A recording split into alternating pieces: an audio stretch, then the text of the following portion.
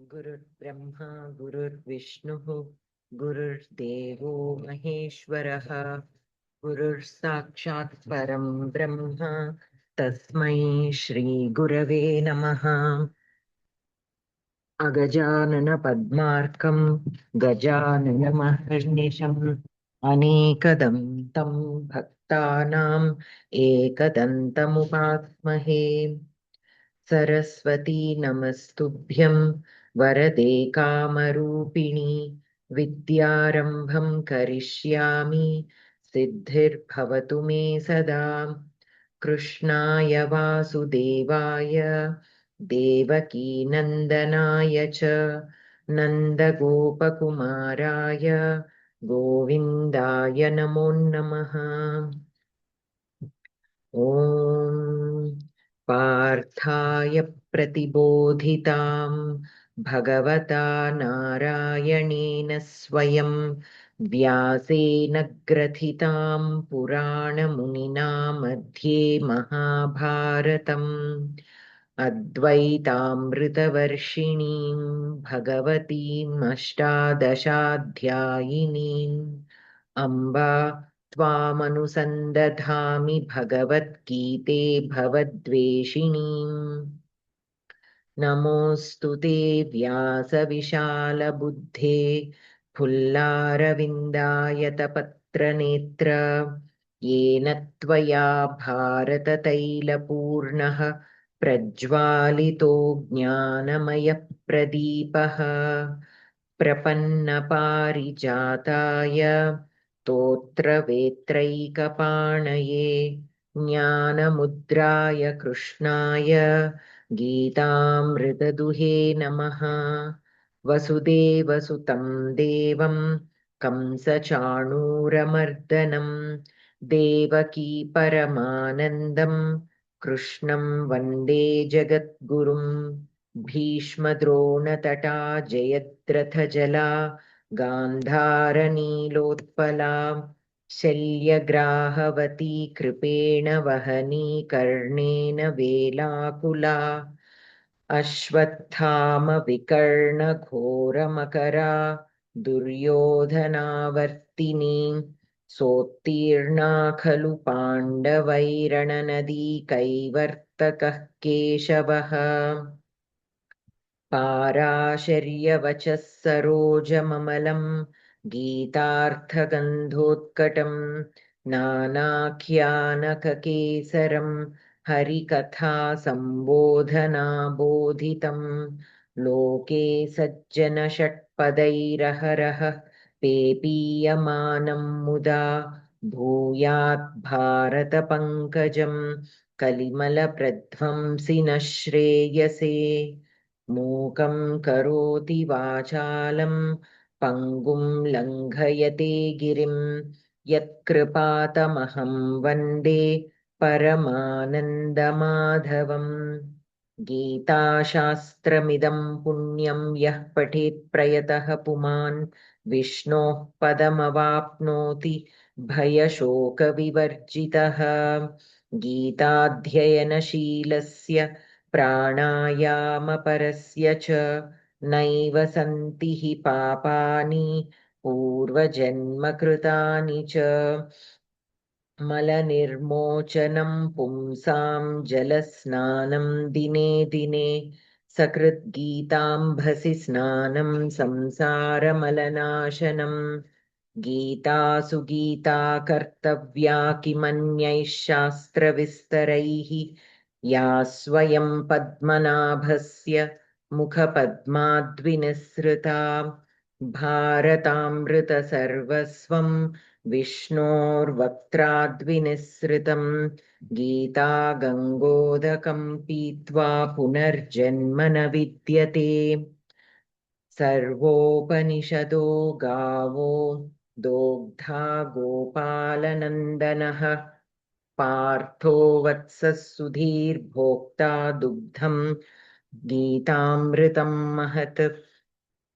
एकं शास्त्रं देवकीपुत्रगीतमेको देवो देवकीपुत्र एव एको मन्त्रस्तस्य नामानि यानि कर्माप्येकं तस्य देवस्य सेवा शान्ताकारं भुजगशयनं पद्मनाभं सुरेशं विश्वाधारं गगनसदृशं मेघवर्णं शुभाङ्गं लक्ष्मीकान्तं कमलनयनं योगिभिर्ध्यानगम्यं वन्दे विष्णुं भवभयहरं सर्वलोकैकनाथम् यं ब्रह्मा वरुणेन्द्ररुद्रमरुतस्तुन्वन्ति दिव्यैस्तवैः वेदैः साङ्गपदक्रमोपनिषदैर्गायन्ति यं सामगाः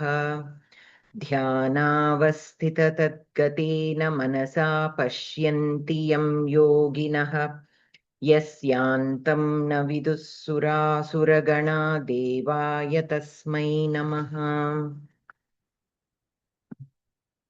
मन्दारगन्धसंयुक्तं चारुहासं चतुर्भुजं बर्हि पिच्छावचूडाङ्गं कृष्णं वन्दे जगद्गुरुं रुक्मिणीकेलिसंयुक्तं पीताम्बरसुशोभितम् अवाप्ततुलसीगन्धं कृष्णं वन्दे जगद्गुरुम् उत्फुल्लपद्मपत्राक्षं नीलजीमूतसन्निभं यादवानां शिरोरत्नं कृष्णं वन्दे जगद्गुरुम्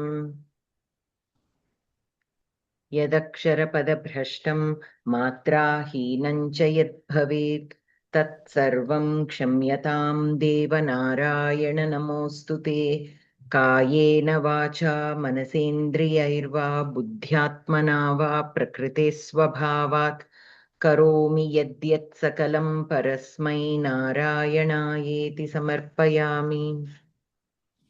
अस्तु. So we did until the 23rd shloka in the previous class. Yes, So 24th will start. So Bhagini Savitri Bhagini. अहं हि सर्वयज्ञानां भोक्ता च प्रभुरेव च न तु माम् अभिजानन्ति तत्त्वेनाश्च्युवन्ति ते। अहं हि सर्वयज्ञानां भोक्ता च प्रभुः एव च न तु माम् अभिजानन्ति तत्त्वेन च्युवन्ति ते। अहं दकारान्त अस्मत् शब्दस्य प्रथमा विभक्ति एकवचन हि अव्यय सर्वयज्ञानां षष्ठी विभक्ति बहुवचनं भोक्ता भुज् धातु लट् लकारः प्रथमपुरुष एकवचन ता प्रत्ययं खलु. This is actually trich pratyayam. Trich. Bhuj dhatu. This is used more like a noun. So pumlinga prathama vibhakti ekavachana. Pumlinga ma'am. Okay. prathama vibhakti ekavachana. Cha avyaya prabhuhu ukaranta pullinga prathama vibhakti ekavachana. Eva cha avyayam na avyaya tu avyaya माम अस्मत् शब्दस्य तृतीया विभक्ति एकवचनम् अभिजानन्ति अभि उपसर्गपूर्वक ज्ञाधातु जानन्ति प्रथमपुरुष बहुवचन तत्त्वेन अकारान्त तृतीया विभक्ति एकवचन तत्त्वेन अकारान्त तृतीया विभक्ति एकवचन च अव्यय च्युवन्ति च्यु धातु कर्तरि प्रयोगे आशु प्रयोगं प्रथम पुरुष बहुवचन ते प्रथम पुरुष प्रथम विभक्ति बहुवचन पदार्थ अहम् एव सर्वयज्ञानाम् अहम् एव सकल क्रतूनां भोक्ता च अनुभविता च प्रभुः च स्वामी च ते तु तत्त्वेन ते तु यथावत् मां न अभिजानन्ति मां न सम्यक् विदन्ति अतः तस्मात् च्यवन्ति फलात् भ्रष्टाः भवन्ति। अन्वयः अहम् एव हि सर्वयज्ञानां भोक्ता च प्रभुः च ते मां तत्त्वेन न तु अभिजानन्ति अतः च्यवन्ति। तात्पर्यम् अहमेव सर्वेषां यज्ञानां भोक्ता फलस्य प्रदाता च एवं ये न योजन्ति न जानन्ति ते कर्मफलं भुक्त्वा तदन्ते च्यवन्ते। माध्वमतं सर्वयज्ञभोक्ता भगवान् एव इति ज्ञानविरहात् स्वर्गात् मर्त्यलोकं विशन्ति। व्याकरणं सर्वे यज्ञाः तेषां सर्वयज्ञानां कर्मधारे समासः। So ahameva sarvesham yajnanam bhokta phalasya pradata cha evam ye na jananti te karma phalam bhuktva tadante chyavante. So chyavante means phalat bhrashtaha bhavanti. So those who are not able to see that I am the one who is giving them the karma phalam and I am the one whom they are offering, they will not obtain the phalam of whatever yajna that they are doing. So here the kriya padam is abhijananti. Yes. And before that there is this ahameva sarva yajnanam bhokta cha prabhuhu cha asmi. There we can take asmi as adhyahritam. So aham asmi. Aham kaha asmi? Bhokta asmi, prabhuhu asmi. Yes. Okay, so I am the bhokta and I am the prabhuhu. So bhokta and prabhuhu will be can be considered as vidheya visheshana to aham. Ahameva. So this eva is emphasizing. So we simply connect it as sambandha. And we take prabhuhu and bhokta as samuchita because we have two vidheya visheshanas here. Bhokta. Kasya bhokta or kesham bhokta sarva yajnanam bhokta. So whichever yajna you do, the bhokta is Paramatma. Means the receiver of that yajna. Whatever you are offering through that yajna, the receiver is Paramatma. So, yes. So that te na jananti tatvena te na mam na abhijananti.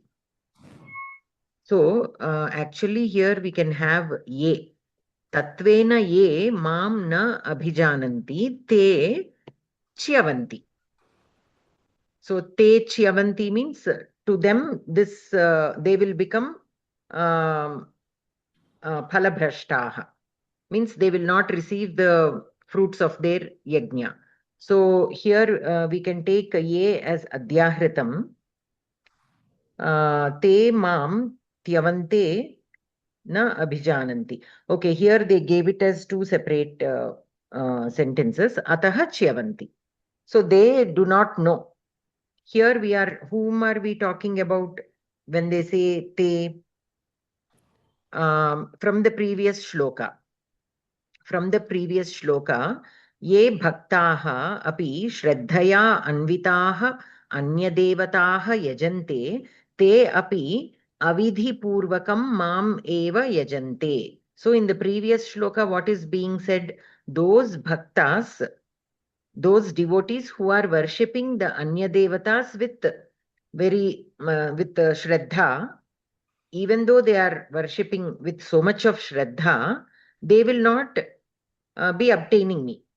Or whatever they are performing is avidhi purvakam. Why? Because they are not able to realize that I am that Anyadevata. I am the one in those Anyadevataha also, ahameva asmi. That they are unable to realize. Right? So that, Yes. that vidhi becomes avidhi purvakam. That performance, whatever they are performing, the yagas or puja or offering, whatever offering they are giving, it is becoming avidhi purvakam. So in this shloka also it is continuing. Te mam abhijananti. Why are they doing puja to Anya Devata without realizing it is none other than Paramatma? Because they do not know me by tattva. The Paramatma Tattvam they don't know completely. So Tattvena te mam na abhijananti. Ataha te chyavanti. That is why whatever offerings they are giving are becoming phalabhrashtaha. So they are becoming useless. Whatever they are offering, it is becoming useless. It is to relate to it, look at it this way. Now a child will sit in front of the books, but he is not focusing on that. Or he is not able to understand the logic behind it. He is doing by rote memorization with so much of Shraddha, they are doing, writing 100 times. But they are not trying to see what mistakes they are doing, or how to understand it so that it will be easy for them to move forward. That kind of understanding, if they don't have, no matter how many times you do it, you will not get phalitam. Yes. Like how you do gardening, without understanding what that plant needs, if you simply doing the same thing again and again and again without realizing what the soil is lacking, at what time, what should be given to it, such things, whether it is a child or a plant or an animal, you need to understand it Yes. completely. Otherwise, we will not be able to bring it to its optimal health, the child or the plant or the animal or ourselves also. Similarly, we are doing it with so much of Shraddha, but we are not understanding the tattvam of that prani, whether it is a child or an animal or a plant. Unless we understand the tattvam of that jivi, we cannot offer what it needs. And even if we show so much of Shraddha in daily attending to it, if we are not able to provide it what it needs, because we lack the knowledge of that the tattvam of that particular prani, whatever we are doing will go as a waste. We will think, I have been doing so much of service, but still, why is it not able to be grow to its potential? Any progress. Yeah. So that is the reason. So similarly here also, even if they are worshipping with so much of Shraddha, if they do not realize that all these other Anya Devataha are none other than myself, then they will not be able to obtain any phalitam at the end. So Tattvena Mam te na abhijananti. They don't know me by nature. So once we understand the Paramatma Tattvam, everything becomes simple.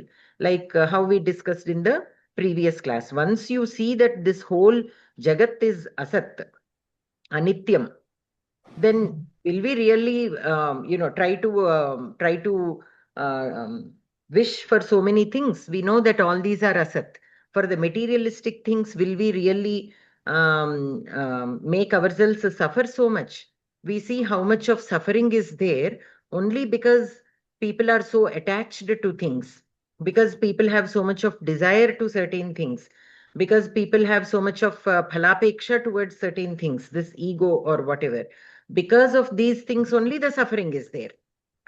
Once we realize that these are all asat, these are not the ones that give us that anandam, the permanent sukham, then the minute we realize that, we really don't suffer as much anymore.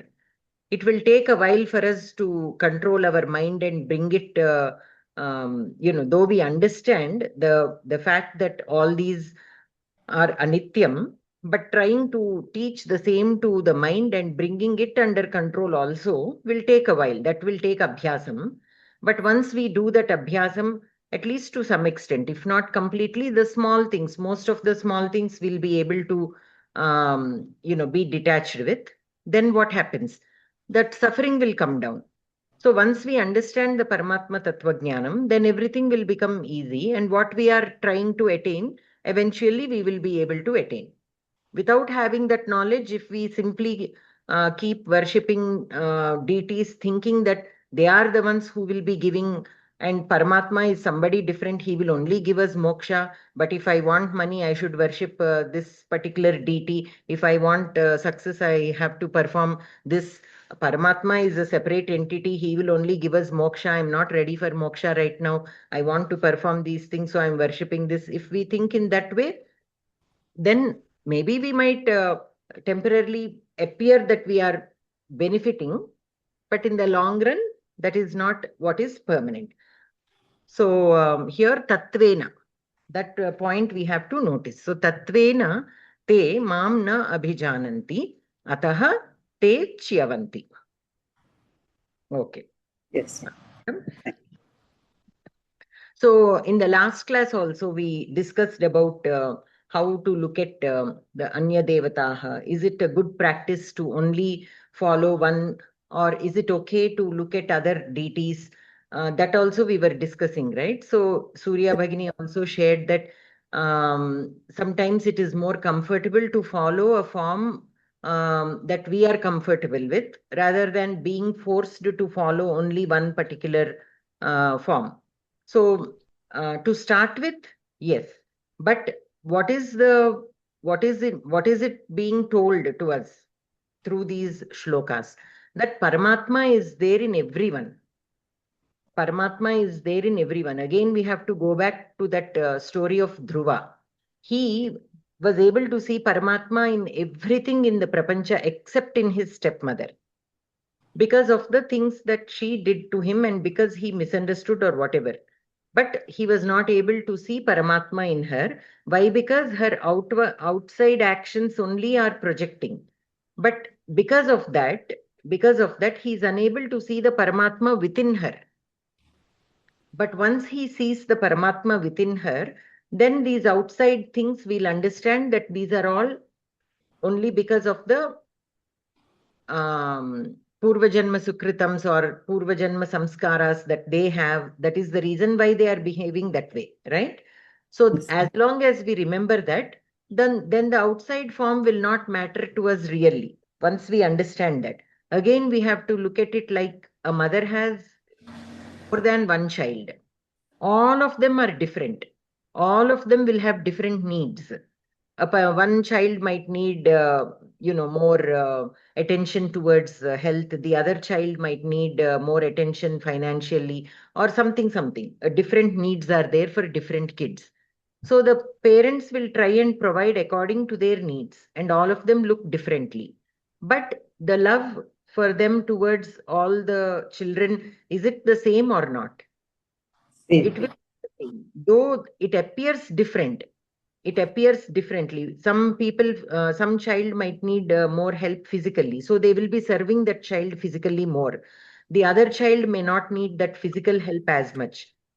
They might need help elsewhere, or they might they might not need any help right now. Whenever they need, they are ready to offer that, but right now they don't need. So it appears that they are offering so much to one child than the other child, so they love this child more than the other child. That is not the case. They are just giving according to the needs of that particular child, and all of them look different. Their needs are different. What the parents are doing to them is different, but the love towards all of them is the same. Why? Because inside they know all the children are their children. They came out from them only. That is the reason why they are able to love them. They have the same kind of love towards everybody, though they look different and act differently and do different things. Similarly, we also, though we favor a particular form, that which is okay, but we should not be so much attached to that form to the point where we will forget that Paramatma is there in everything. That we should slowly, with abhyasa, we should try to practice, because Practice. there is a chance that again we might look at them as a separate entity if we do not do that abhyasa. So constantly that abhyasa should be happening. It is none other than the Paramatma. It is none other than the Paramatma. I like this form, which is still fine, but that abhyasa should also be there, slowly being practiced, because our goal is to move forward. and look at Paramatma in everything in this world. So once we start doing Abhyasam, slowly one at a time, we'll be able to do. Even for Dhruva, it took so long for him to see Paramatma in his stepmother. So, so it will take, those stories are told for that reason only, because we think it is impossible. Certain things are impossible to be practiced. So we have to think of people who have done it in the past and take inspiration for them. And so that we also will build that strength to be able to do at some point. Okay, that is the main reason why the Puranas are there, for us to give an example. Even the story of Rama and Krishna and Mahabharata and Ramayana, the main purpose of all these stories being told is for us to understand what to do whenever we are in a samshaya, what to do. These are, what did Rama do, or what did Lakshmana do, or what did Hanuman do as a devotee. Even though he was a devotee, no, none of these people, or even Lakshmana or anyone, they did not do things blindly. Still they were following dharma. Still, when there is a question, they spoke it out. Like even between Rama and Lakshmana also, there were conversations.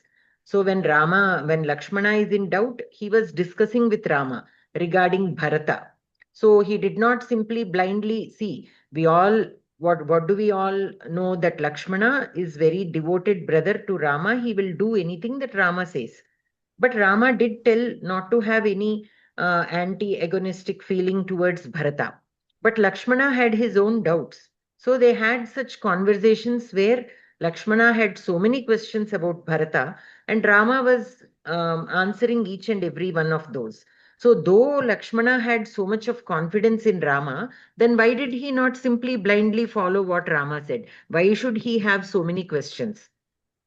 So that itself shows us, no matter how much we adore somebody, we still have to think ourselves. We still have to, and if we have any questions or doubts, we should clear them.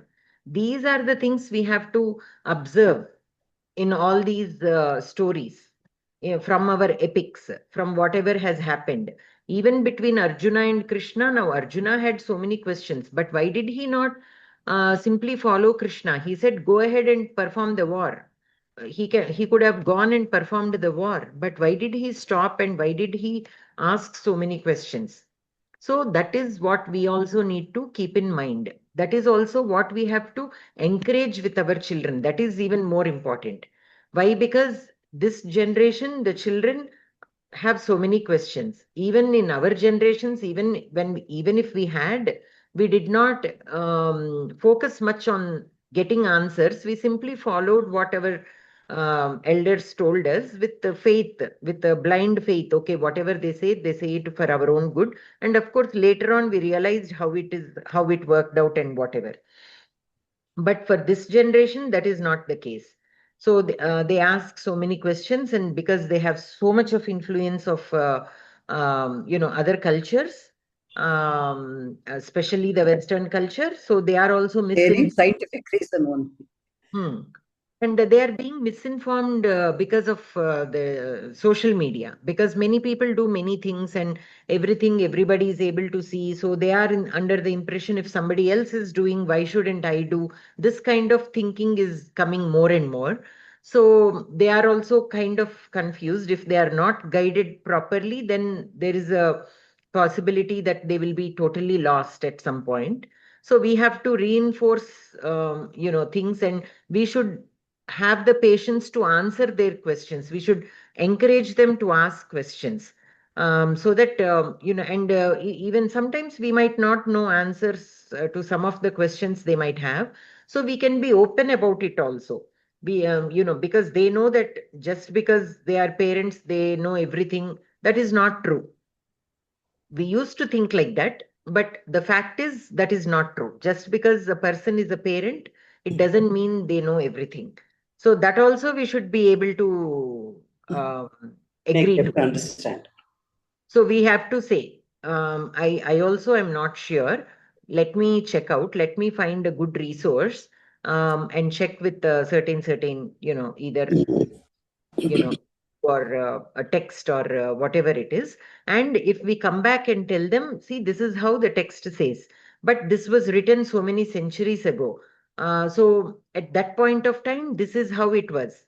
So this is how. But now, in this day, we can take it in this way. So that kind of explanation, if we give, they will be also very open to it. They will be very open to it, and they will be able to understand. And once they find the connection between our culture and what is going on today, it will be very easy for them to depend on it. So they keep coming back with more questions. So the minute they are asking more questions, it means they are more interested in knowing what it is about. So we have to entertain them to ask questions. Many times what happens is, when somebody asks questions, they are like, you don't ask me, you just follow what I tell you. Such kind of what do you say, conversations with children will not go very far.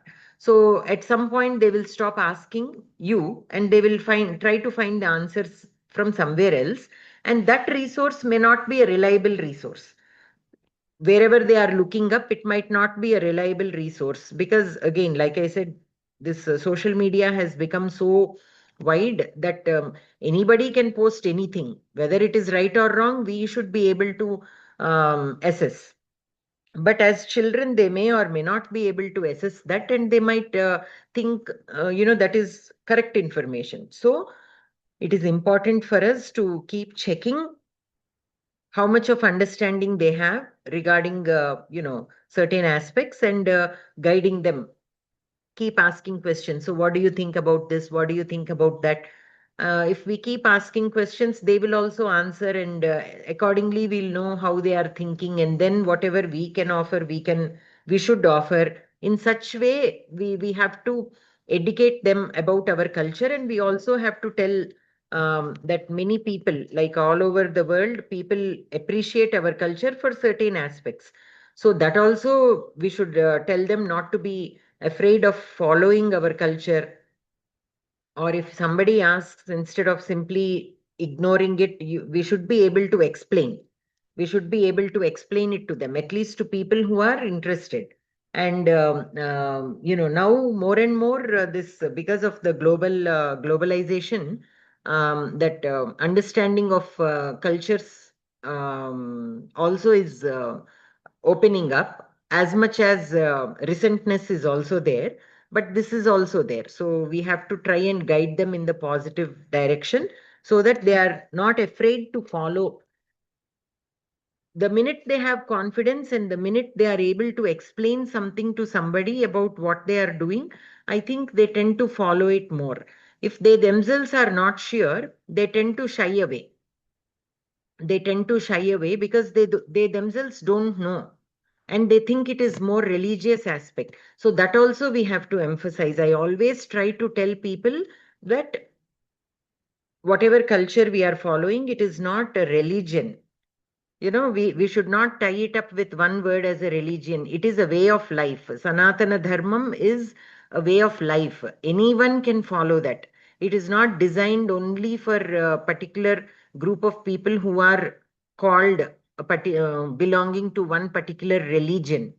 That way of life has turned into religion, like Hinduism is termed as a religion, but truly it is not a religion. It is not a religion. But why is it being considered as a religion? Because there are certain aspects to it, like this idol worship. So the minute the God comes into picture, when we term something as a God and we give a form and all that, then they call it a religion. Because even with other religions, that is what is happening. They have a God, and that worship for that particular God. Whenever that God figure comes into picture, we term it as religion. So how we should, so for ease of communication, it is considered as a religion. But the fact is, it is not a religion. It is a way of life. Sanatana Dharmam is a way of life. Like Paramatma never said that only this certain people should follow this. That was never told. Even in the Paramatma Tattvam that we are discussing in all these shlokas, what is being said? It is about not having any kind of attachment. It is about not having phalapeksha to whatever you do. It is about looking at everything in the same way. That word Paramatma is used. Some word has to be used, right? So again, that also does not clearly define any religion in it. Paramatma is a highest being, a super being. That is what is Paramatma is. Atma is a being. Paramatma, Param means super, like super, highest state of being. So there is no religion attached to it. That is the reason why the word Paramatma is used. So you have to see Paramatma in everything. Means everything you have to look at it as the highest being. And this papa and punya, that is there everywhere. It doesn't have to do anything with religion. Now people from any belief can be doing the right things, and in any religion, if you look also, it will be saying the same thing: you do the right thing, do not do the wrong thing, and all. So terminology might change. They might be following one person in particular, but for us, always, if you look back, but there is a rupam. Again, if you look at that rupam, if you follow that rupam, they might say, then why do you have so many idols? Why do you have so many forms? Then how can you say this is not a religion? How can you say? So again, if we come back to look, all the things that our deities are holding, the things that they hold with their hands, or the things that they are wearing, all these again indicate what they are being focused on. Like, say, for example, Rama. If we take Rama, he holds a bow and an arrow. So that indicates that he follows only one path. Whatever it is, whatever he says, he will do. Whatever he never lies. So it represents that, right? So whatever he targets, he will do. That's it. So that is how we need to take. And in Vishnumurti form, of course, all the Dashavataras are there. And again, if we take each avatara, again, there is a significance to that form. So why did God take that form in that avatara? Because to save the earth, to bring it on to the surface. Now that particular avatara is needed. For the Kurma avatara also, somebody had to bear the weight of that churning. So he took that avatara. So in everything, there is a reason why that particular form. That is why all forms are the same. So that is the reason why this is how we need to look at things. Why there are so many forms? There is a reason for that form. It represents the significance of that particular action. But at the end, it is all again one and the same. So in that aspect, if we come forward and keep informing our next generation, then they will be much more easy to follow our, because nowadays kids are like they try to contradict everything. So we have to come from the opposite side and try to explain it to them. From their side, we have to come. We have to behave like Nayayikas of the Nyaya Darshana. That is what even they did. The Navya Nyayam, they call that. So the original Nayayikas only followed whatever they believed in. But when the Buddhists were trying to force Buddhism and convert all who are following the Vedas into Buddhism, our Nayayikas took up that responsibility. You know, people who are following the Vedas are becoming less and less by the day. So we have to again reinforce our Vedas into the system. So they started counter arguing the Buddhists. Why? Because Buddhists were denying the existence of Vedas. So we had to take some action. So the Nayayikas were also again coming back and trying to prove the existence of Vedas. So when they are trying to prove that, if they simply say Vedas are there, Buddhists will say Vedas are not there, the argument will not go anywhere, because they are saying Vedas are not there. So if we start our argument with Vedas are there, there is nowhere to go further. So how did they start their argument? They were coming from the argument that The Buddhists usually follow. Even they have pramanas, like the Pratyaksha Pramana, Anumana Pramana, they have pramanas.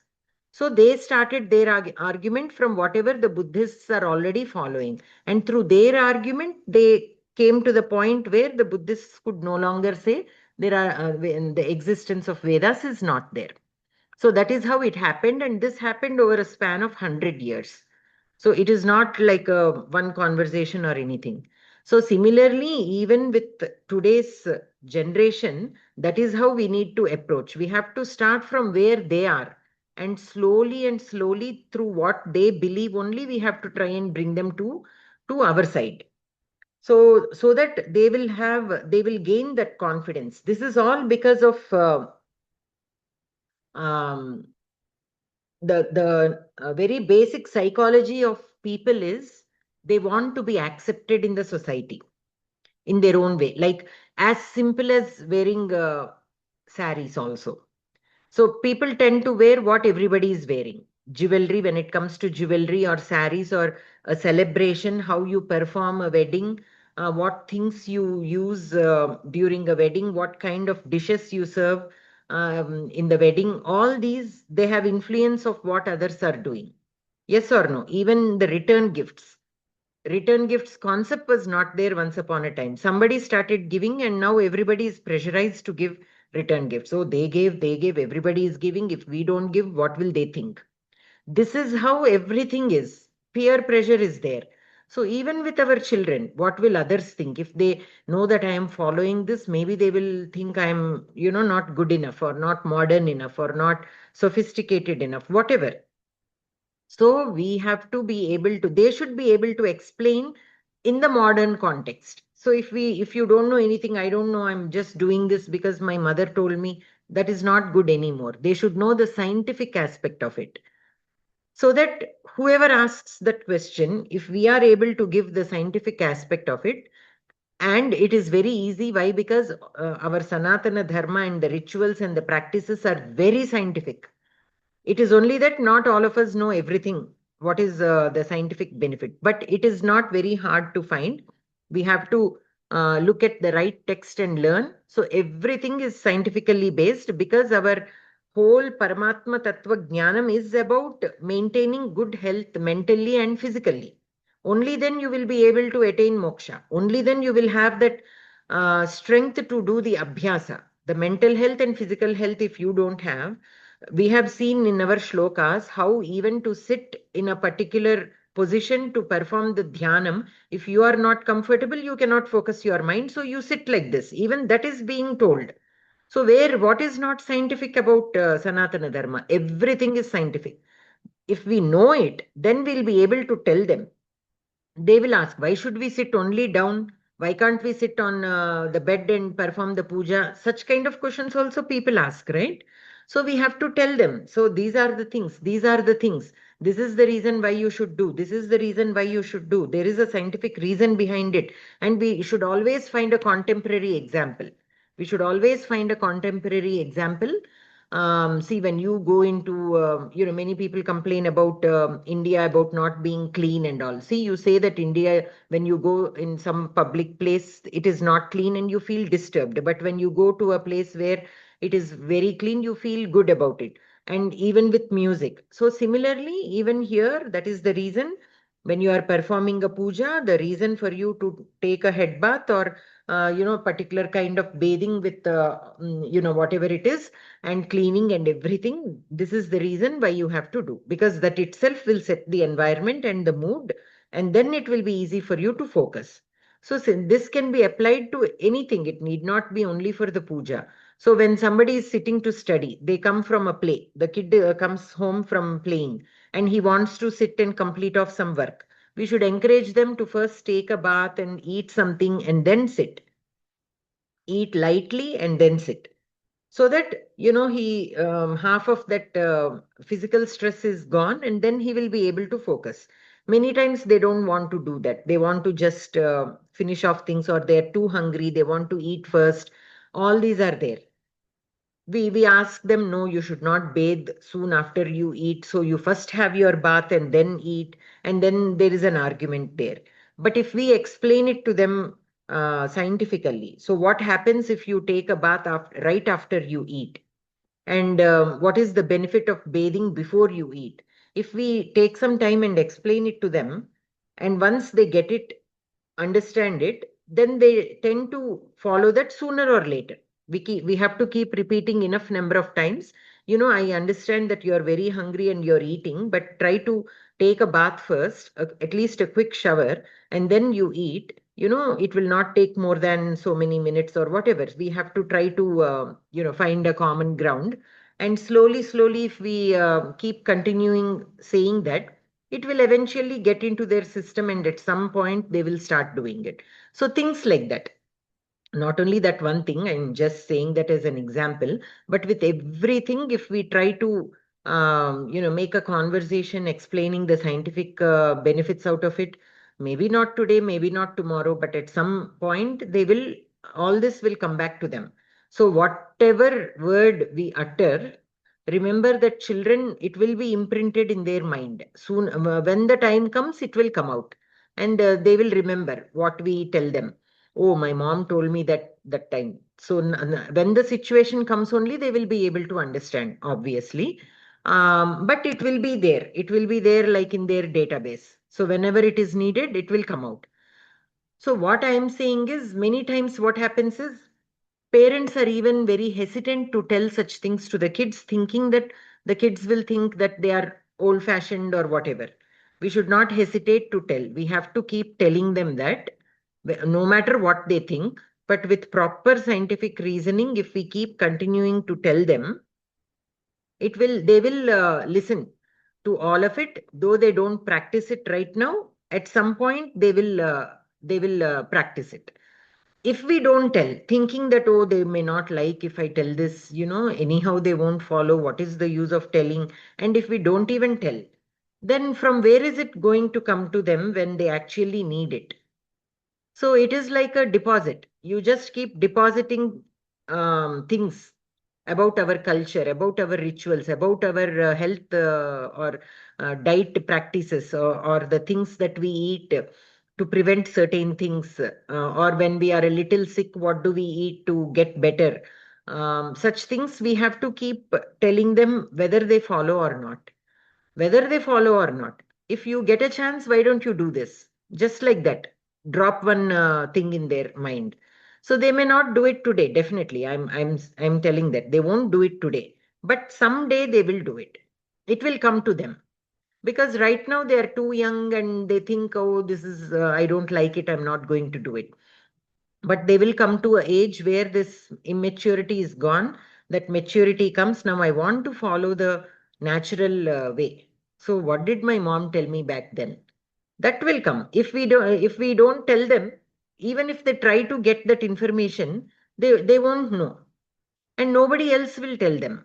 Sometimes they might find somebody who can give such valuable information, but not always. So we have to keep dropping information, like how we save our pennies in our deposit bank.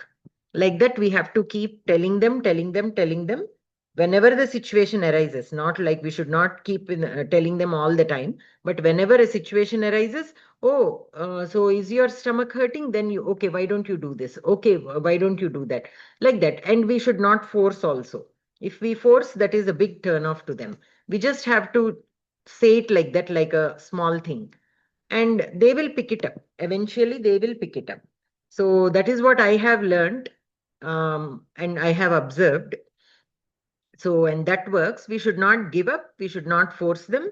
Very subtly, we need to feed them with our way of life, and eventually they'll practice. And once they know the thing, they will be more confident. And only when they are able to explain to others the reason for doing certain things, they will tend to follow that. Otherwise, many people will shy away, like I said in the previous case, because of this peer pressure about what others might think, what others might think. Because of that, they tend to shy away from doing the right thing. So when they want to do the right thing, they should be able to do the right thing. And if it needs proper explanation to the others, because people are always trying to make fun of you. Oh, why are you so doing that? It's very old fashioned thing. If we are able to talk to them and tell them the significance of that, next time nobody will point out a finger. So that's it. The case is closed there. So you will feel more confident in doing that again. And maybe a few others who are there might also pick it up. So that is how we have to continue passing it on to the next generation. Whatever it is, we have to encourage our children to understand what they are doing and pass it on to their friends rather than simply ignoring it. So that is how it is. Because they need to know. If they don't know, how are they going to practice it with their children? At least, like for us, we have somebody still who knows things that we ask them, like there is a marriage in the house. There are so many rituals. There are so many questions. There are so many doubts. So at least now we still have some elderly people who can answer our questions. So even though nobody tells us, we can still ask them and get it done. But for our future generation, we ourselves don't know half the things, and we may be in a position to help them or not. So if they need that information, and if we don't tell them, how are they going to pick up?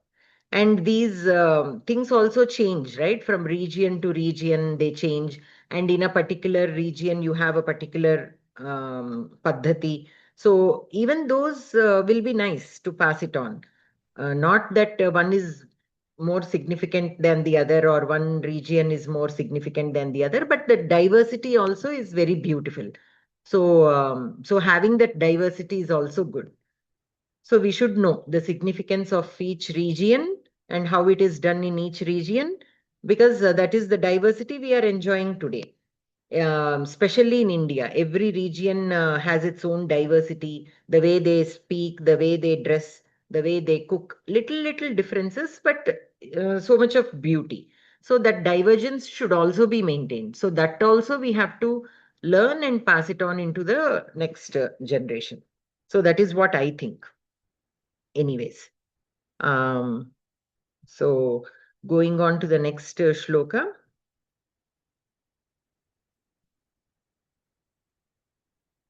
Toshali Bagini. Madam, namaste, madam. Namaste Bagini.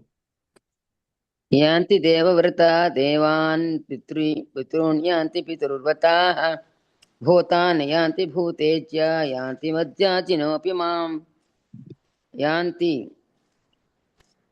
ప్రథమ పురుష బహువచనం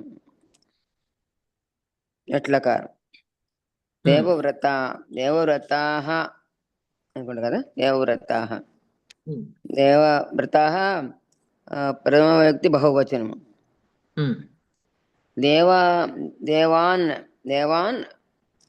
పితృవత్ యాంతి పితృన్ దేవవ్రత దేవాన్ యాంతి కదా దేవవ్రత దేవాన్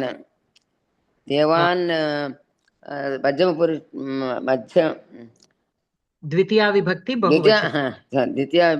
బహువచనం పితృన్ ద్వితీయ వ్యక్తి బహువచనం యాంతి అనట్లకారం ప్రథమ పురుష బహువచనం పితృవ్రతాః ప్రథమ వ్యక్తి బహువచనం భూతాని ప్రథమ వ్యక్తి బహువచనం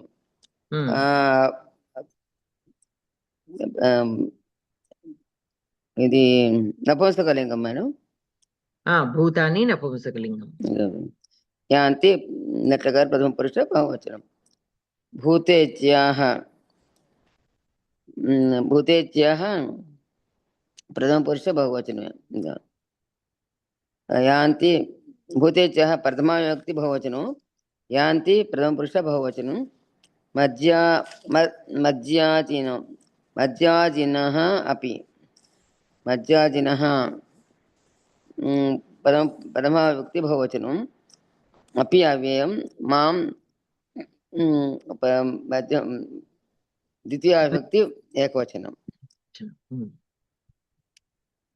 ప్రతార్థః దేవవ్రతాః దేవపరాయణాః దేవాన్ తత్తదేవ విశేషాన్ యాంతి ప్రాప్నువంతి పితృవ్రతాః పితృపరాయణాః पितृदेवान् यान्ति प्राप्नुवन्ति भूतेच्छाः भूतपूजकाः भूतानि भूतगणान् यान्ति प्राप्नुवन्ति मज्जाजिनः अपि मदाराधकाः च मां यान्ति मां प्राप्नुवन्ति अन्वयः देवव्रताः देवान् यान्ति पितृव्रताः पितॄन् यान्ति भूतेच्छाः भूतानि यान्ति मज्जाजिनः अपि मां यान्ति तात्पर्यं ये देवान् पूजयन्ति ते देवलोकं गच्छन्ति ये पितॄन् ते पितृलोकं गच्छन्ति ये पुनः भूतानि ते भूतलोकं किन्तु येषां सर्वेषामपि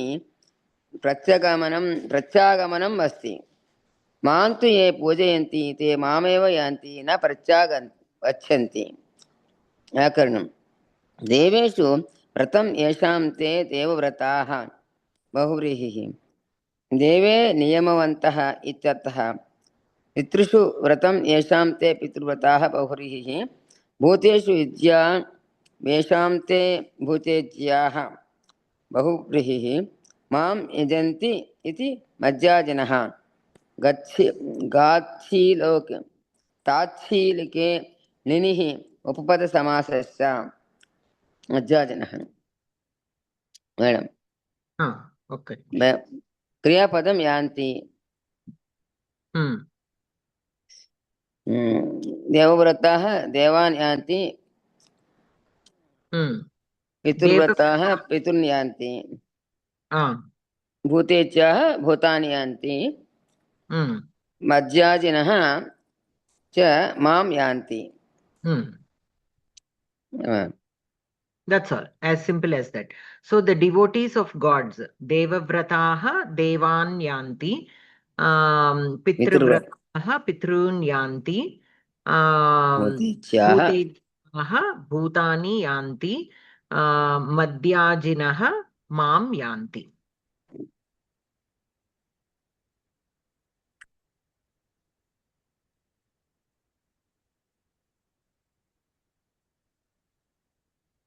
So even earlier also, in the earlier shlokas also, that was what was told. Like people who worship the Anya Devataha for certain prayojanam will obtain that prayojanam. But it is me only who is giving the fruit of that worship. It is me only in the form of that Anya Devataha. But since the bhakta does not realize it is me that is behind that, whatever he obtains is only temporary, because whatever he asks for is also something asat only. See, who will ask Anya Devataha for moksha? Nobody will ask Anya Devata for moksha if he does not realize that Anya Devata is none other than the Paramatma.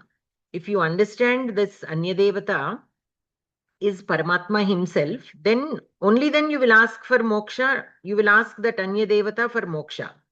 If you are asking Anya Devata for something else other than the Paramatma Tattva Jnanam, it indicates that you are not looking at Paramatma within that Anya Devata. You are looking at Anya Devata as a separate entity and Paramatma as a separate entity. So as long as you look at both as a separate entities, then whatever you obtain will be temporary only. So after that again, you will be back to square one. So whatever you obtain temporarily, you will enjoy that, but again you will come back to the position where again you are in need of something. So here, whoever worship devas will obtain the devas. Whoever worship the pitrvrataha or the pitrus obtain pitrus, and the bhutani, the bhutas, and who worship me will obtain me. So finally, it is who worship me will obtain me.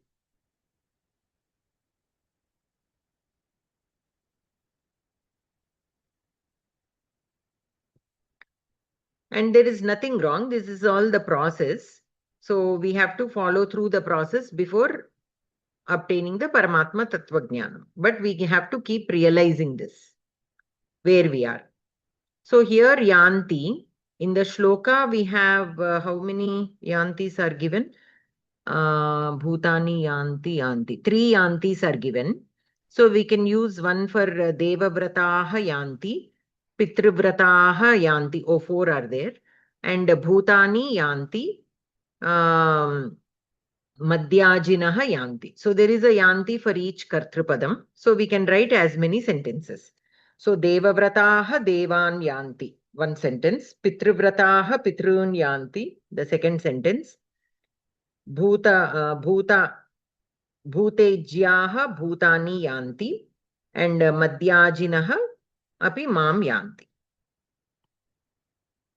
Then Alivelu Bagini. आं भगिनि पठामि।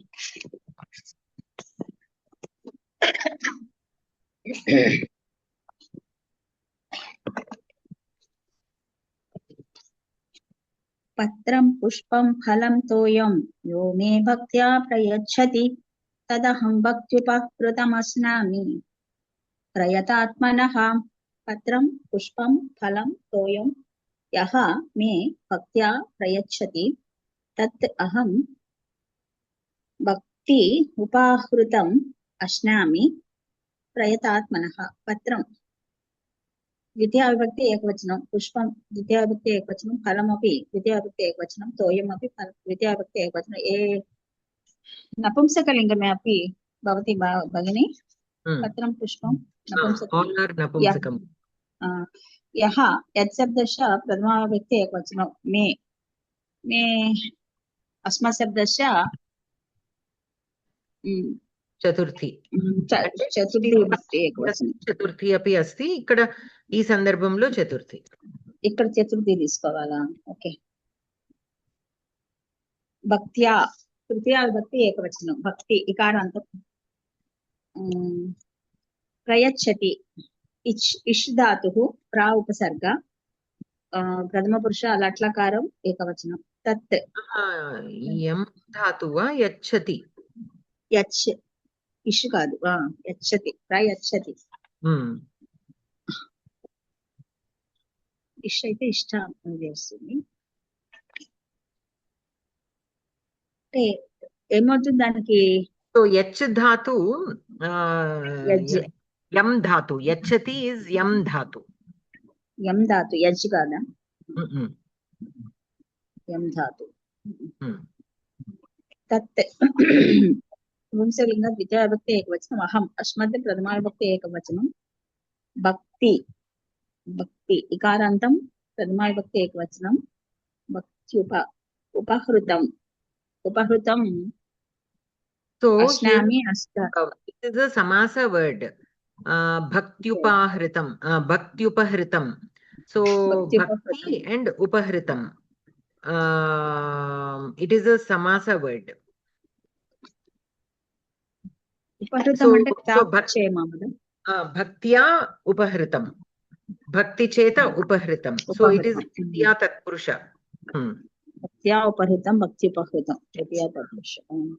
అశ్నామి ఉత్తమ పురుష ఏకవచనం, అష్ ధాతుః, ప్రయతాత్మనః ప్రథమా విభక్తి బహువచనం, పుంలింగం, ప్రయతాత్మన్. ప్రయతాత్మనః షష్ఠీ విభక్తి ఏకవచనం. షష్ఠీ.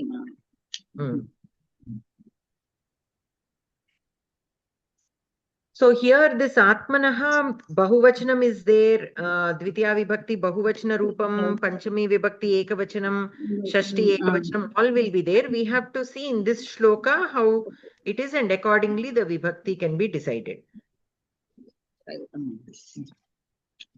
పదార్థః యః మానవః పత్రం పర్ణం పుష్పం కుసుమం ఫలం తోయం ఉదకం మే మహ్యాం భక్త్యా ప్రీత్యా ప్రయచ్చతి దదాతి ప్రయతాత్మనః నిగృహీత మనస్కస్య భక్త్యుపహృతం భక్త్యా సమర్పితం తద్వస్తు అహం అశ్నామి అహం పరిగృహ్ణామి. అన్వయః యః పత్రం పుష్పం ఫలం తోయం మే భక్త్యా ప్రయచ్చతి ప్రయతాత్మనః భక్త్యుపహృతం తత్ అహం అశ్నామి.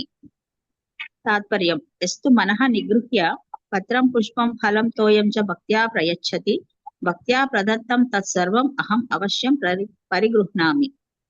మాధ్వమతం అనిషిద్ధ పత్రాదికం మహ్యం ఏ భక్త్యా సమర్పయంతి తదహం స్వీకరోమి. रामानुजय मतम् अश्नामि प्रतिगृह्णामि इत्यर्थः व्याकरणं भक्त्या उपहृतं भक्त्युपहृतं तत् तृतीया तत्पुरुषः प्रयतः आत्मा यस्य सः प्रयतात्मा तस्य बहुव्रीहि धन्यवाद भगिनी So here, yaha patram pushpam phalam toyam me bhaktya prayachati. Me, ante to me, for me. Ataha eva me, we are taking it as sampradana. Chaturthi vibhakti sampradana. To me, whoever is offering to me with bhakti. Prayatatmanaha bhaktyupahritam tat aham ashnami. So, prayatatmanaha means nigrihita manaskasya. So, he who is doing that sadhana, prayatatmanaha means nigrihita manaskasya.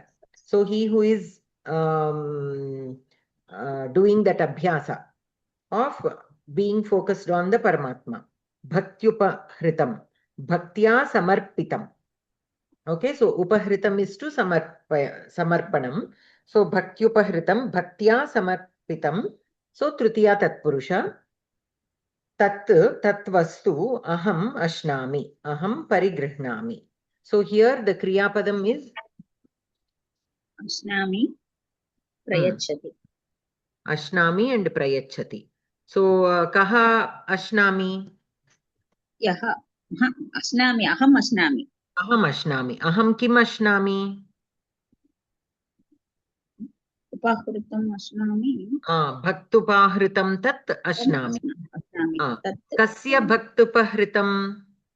प्रयतात्मनः भक्त्युपहृतम् Prayatatmanaha bhaktupahritam. He who is offering with bhakti. And who is, what kind of a person is he?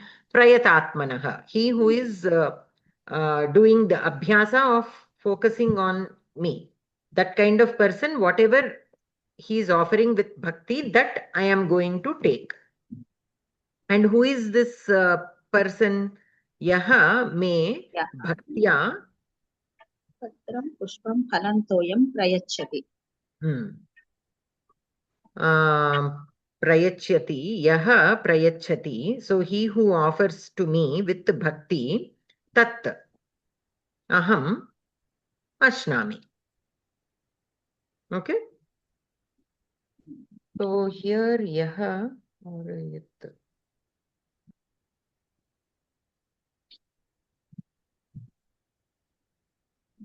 So here this yaha should be connected to prayatatmanaha. If we plan to join the two sentences, because yaha is there, it is a kind of, incomplete if we don't join the two sentences. So yaha prayachati, he who offers with bhakti all these things, that prayatatmanaha, okay, that prayatatmanaha, whatever he offers with bhakti, that I will be taking. Okay. So yaha and prayatatmanaha we can join. So he who offers, that person's offering, whatever it is, I will accept. स्वीकरोमि Astu. प्रगृह्णामि Toshali Bhagini? आं भगिनि यत्करोषि यदश्नासि यज्जुहोषि ददासि पश्यसि कौन्तेय तत्कुरुष्व मदर्पणम् यत्करोषि यद् अश्नासि यत् जुहोषि ददासि यत् पश्यसि कौन्तेय तत्कुरुष्व मत् अर्पणम् भगिनी कैन यू लिसनिंग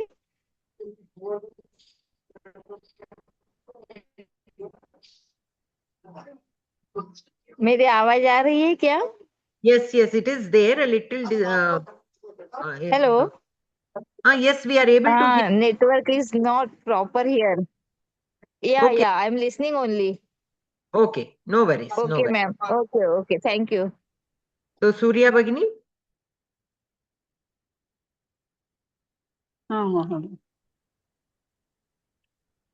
यत् करोषि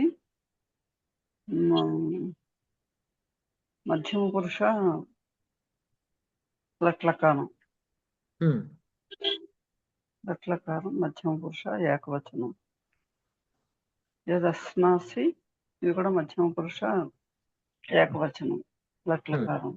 యజ్జుహోషి యత్ జుహోషి ఇది కూడా మధ్యమపురుష లట్లకారం ఏకవచనం. దదాసి ఇది కూడా మధ్యమపురుష ఏకవచనం లట్లకారం. యత్ యద్ శబ్దం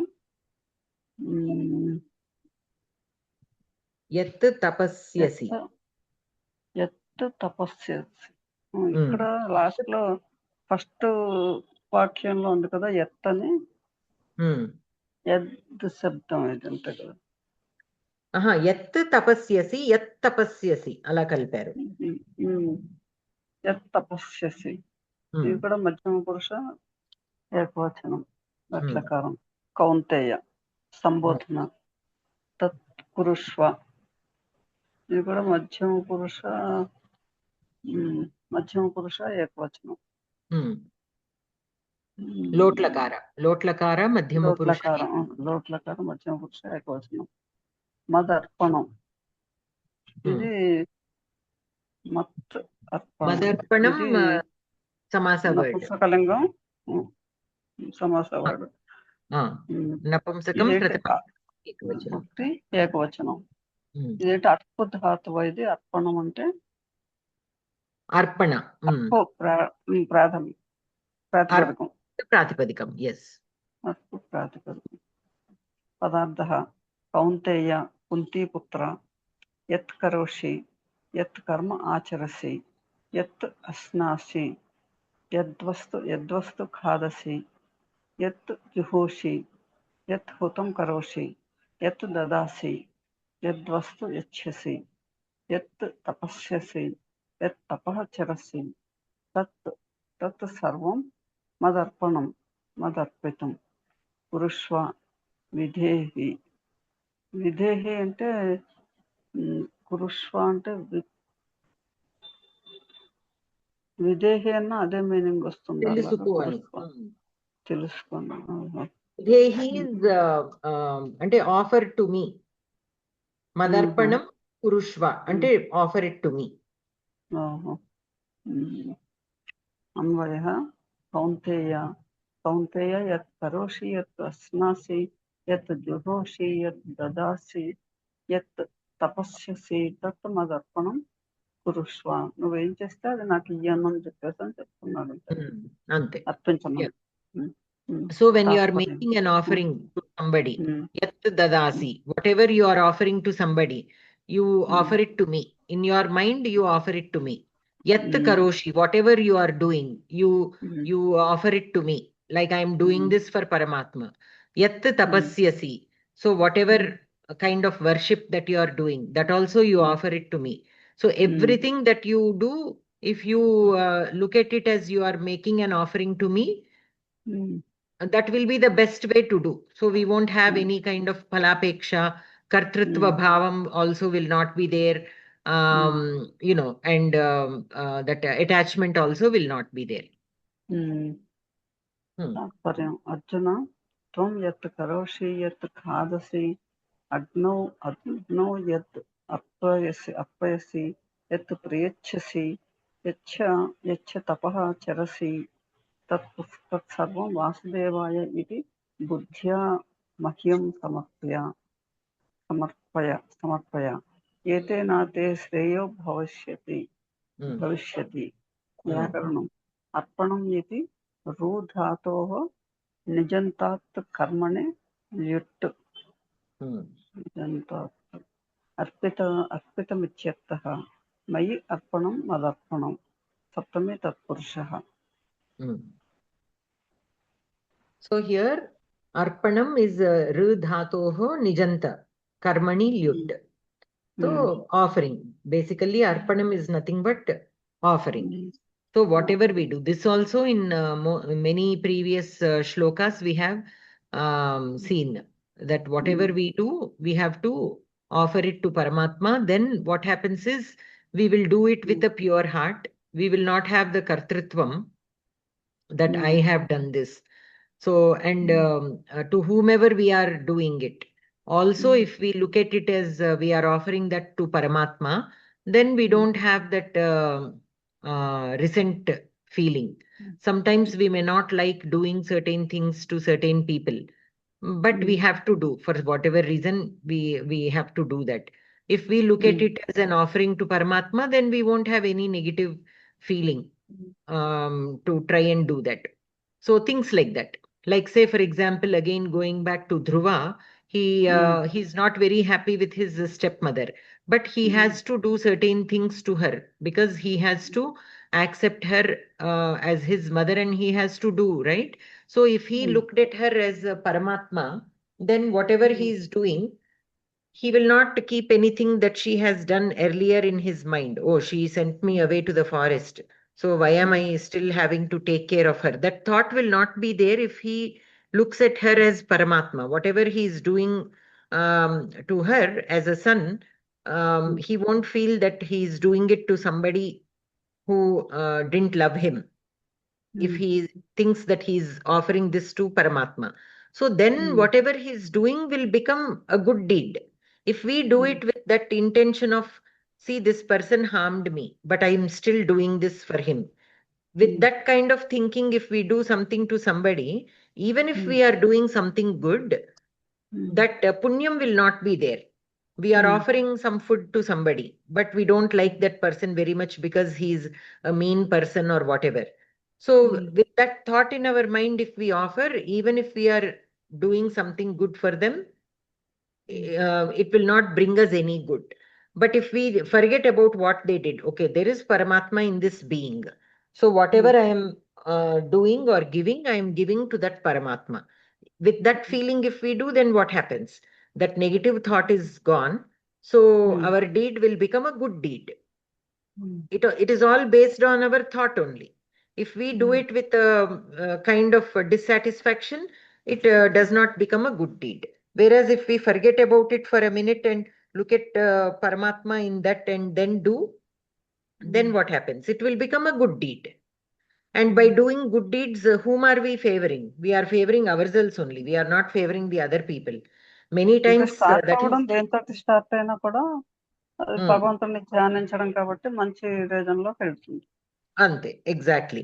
Many times people don't like doing certain things for people who are not good to them. Okay, they think by doing good to them, they are becoming less, or they are becoming inferior. But that is not true actually. By doing good to even people who don't do good to us or do evil to us, if we still wish them good and do, it is good for us only. Forget about what happens to them.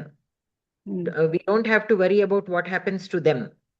We have to worry only about our path, whether we are going in the right path with every single deed that we do. The minute we think negatively while doing things to others, we are the one who is coming off the right path. Forget about their path.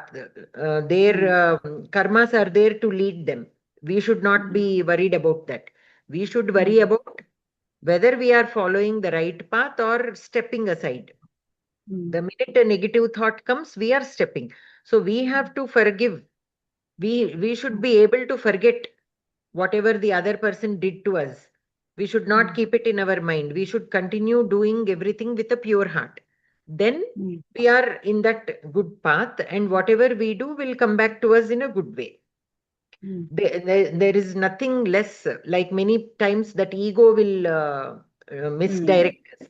That ego will come. Hey, that person did insult you last time. Why do you want to do something good for him? That ego will come in the middle. We have to tell that you back off. You are only trying to pull me from the right path. It is okay. If he did something, if he insulted me, what is going to happen to me? Nothing is going to happen to me. If he insults, see, when this is also another common problem with many people. Say, for example, um, you like some fruit. Say, for example, you like mango fruit. Somebody else does not like it. So they will make, they will keep saying, oh, I don't like mango, it stinks, it does not taste good, it is sour, this and that. They saying all that, will it decrease the value of the mango? No. But this person will take it personally and feel bad and feel hurt. Oh, I like mango and he's insulting mango, so he feels he's insulting him. So they will take it personally. So, but the minute we realize that the mango is the same, I am the same, I am still able to enjoy mango, why should I worry about that other person who is insulting mango? Just because somebody insults us, that we have to apply to ourselves also. వాళ్ళ feelings తప్పించి ఎవరికి నష్టం ఏమి ఉండదు. Correct. Exactly. Why I put mango in the middle is because it will be easy for people to understand that the mango is still the same. Whereas with ourselves, when somebody insults us, that we should remember. If we insult mango or if we insult a jasmine, will jasmine lose its fragrance? No. It will not lose its fragrance. Similarly, even if somebody insults us, as long as it is not true, for 1 minute we have to do this self-introspection. Is it really true? Do I really have that, whatever quality they are claiming that I have, that bad quality? Do I have that? As long as I don't have it, I don't have to worry. 1 minute introspection. And after that, once we know that, no, we don't have that quality, he's only trying to insult me. Once that is clear, we don't have to worry about it. Just because somebody is insulting us doesn't mean it is true. We should still stand the same way and continue doing what we are doing if it is the right thing. Slowly they will only back off.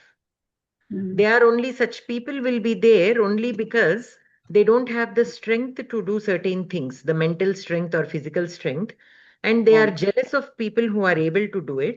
So they try to pull them down, saying such hurtful words and all. We should not take that into account. We should continue doing our own thing as long as we are doing the right thing. We shouldn't worry about that. And remember this example, no matter how many people comment a particular, fruit or flower or whatever, the quality of that fruit or flower is not diminishing just because somebody is saying that. So we need to remember and apply the same. Just because they are saying it doesn't mean I have that quality, so I should not worry about it, and we should continue doing our own thing. Just because people comment about certain gods, do their qualities go down? No. Many people say many things about Lord Krishna. So, but is it affecting his quality? No. Like even in the Mahabharata, this Shishupala, he kept making so many negative comments about Krishna. What happened? Did that affect Krishna in any way? No. Similarly, exactly. He only at the end was at loss. Similarly, even Duryodhana kept blaming Pandavas and for everything. But at the end, what happened? So like this, we have to remember all this.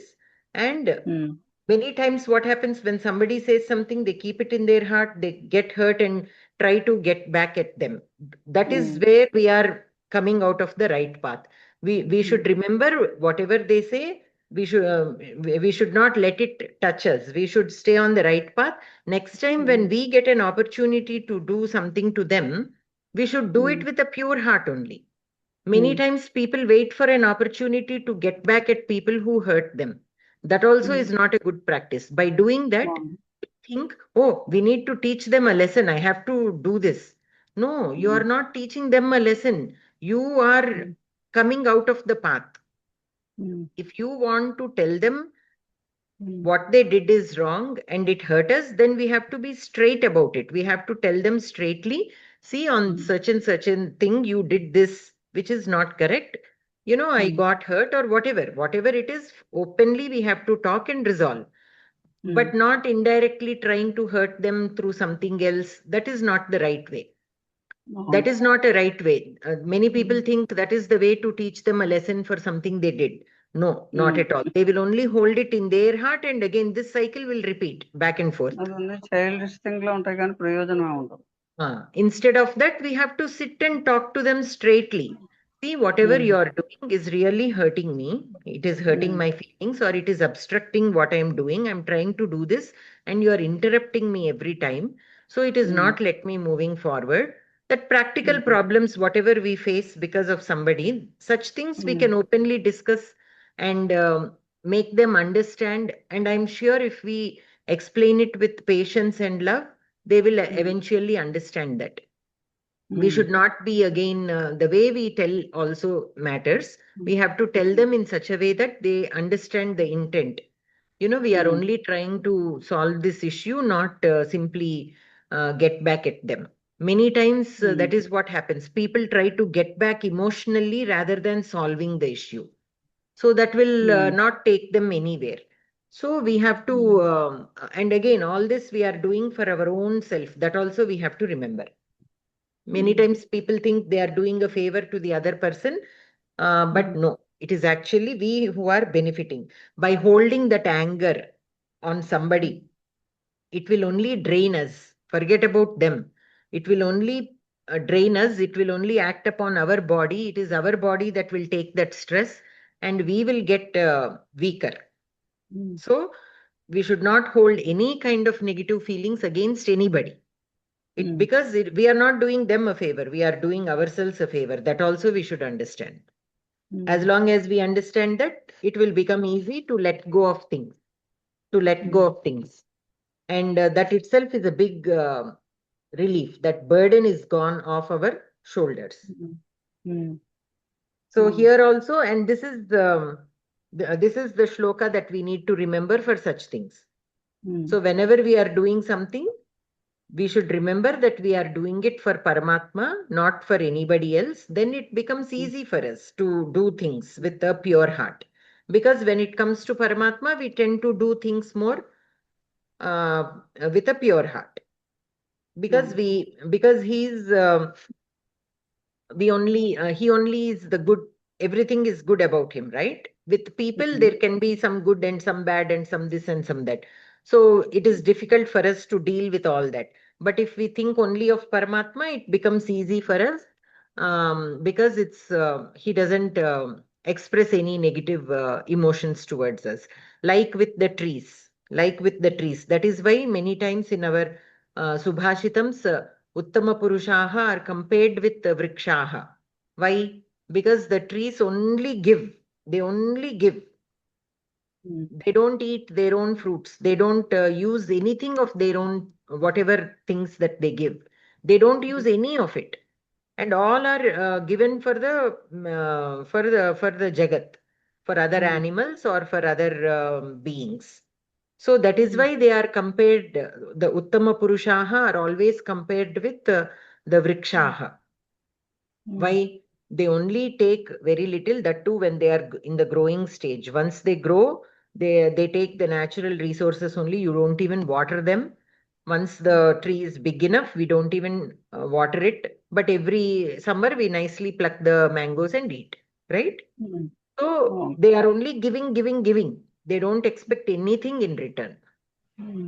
So with such trees, we don't have any negative feelings, right? We don't get angry at a tree. We don't get angry at a plant that is giving us jasmines. Why? Because it is not asking anything. It is not doing, does not express any kind of negative emotion towards us. So that is why we are able to love it. Similarly, Paramatma. Similarly, even with other people, so whatever we are doing, we have to think of only as that we are offering to Paramatma. Then it will become easy for us to do it with a pure heart. Even with the trees are selfless, but we take care of the tree only if it is giving some fruit or flower. If there is a tree that does not give either of those, we tend to not take care of it. So that kind of mindset we have, that phalapeksha is there. It is embedded in our system. So we have to come out of it. We have to come out of it. So whether we get something out of it or not, we have to try and practice doing good. Similarly, with people who don't do any good to us, if they are in need, simply don't go ahead and do, when it is not necessary. But when it is necessary, they are in some kind of pain, they are in some kind of problem. So if we are able to help, we have to help with a pure heart. We should not worry about what they have done in the past to us. If we are able to help them, and if they need that help, we should be able to do it with a pure heart. So, and how can we do that? By assuming we are doing it for Paramatma. And even though we don't have any benefit out of it, we should do it. That is what is being conveyed in this loka. Next to the Koda Chadavandi Tadran. शुभाशुभफलैरेवं मोक्षसे कर्मबन्धनैः सन्न्यासयोगयुक्तात्मा मुक्तो मामुपैष्यति शुभाशुभफलैः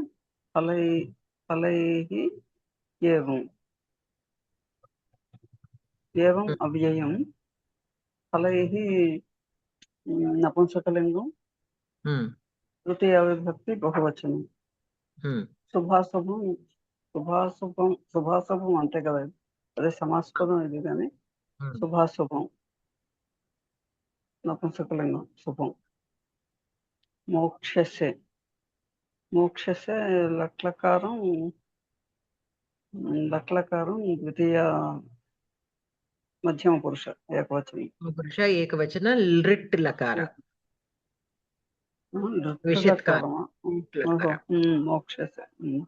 మోక్షసే కర్మబంధనైః.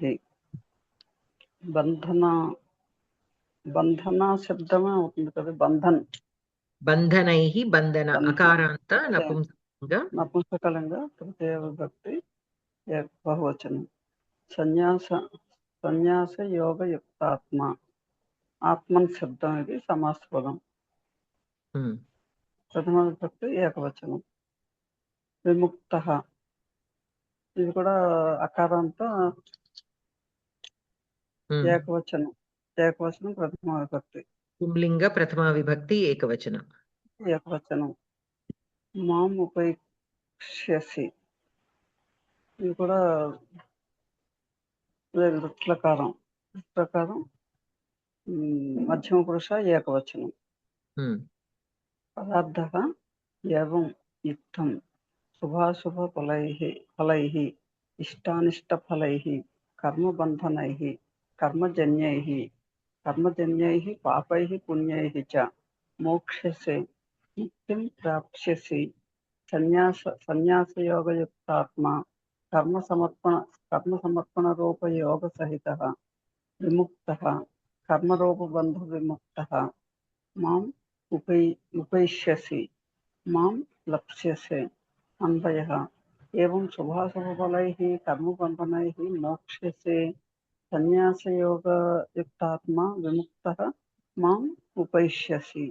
తాత్పర్యం ఏవం సర్వస్యాపి కర్మణః మయి అర్పణేన త్వం తత్ఫలీభూతైః శుభాశుభైః పుణ్యపాపైః ముక్తో భవిష్యసి. ఏవం కర్మసన్యాసరూపేణ సహితః బంధనాత్ విముక్తశ్చ అంతే మాం ప్రాప్నోషి. వ్యాకరణం శుభాని చ అశుభాని తైః శుభాశుభైః ద్వంద్వః. కర్మణాం కర్మబంధనాని తైః. షష్ఠీ తత్పురుషः. సన్యాస ఏవ యోగః కర్మధారయः. సన్యాసయోగేన యుక్తః సన్యాసయోగయుక్తः. తృతీయ తత్పురుషः. సన్యాసయోగేన యుక్తః ఆత్మా యస్య సః సన్యాసయోగయుక్తాత్మా బహువ్రీహిః. ఇందులో ఉపేష్యసి క్రియాపదం, మోక్షసే ఒకటి క్రియాపదం. ఉపైష్యసి అండ్ మోక్ష్యసే. సో మోక్ష్యసే కేన మోక్ష్యసే और कैः మోక్ష్యసే?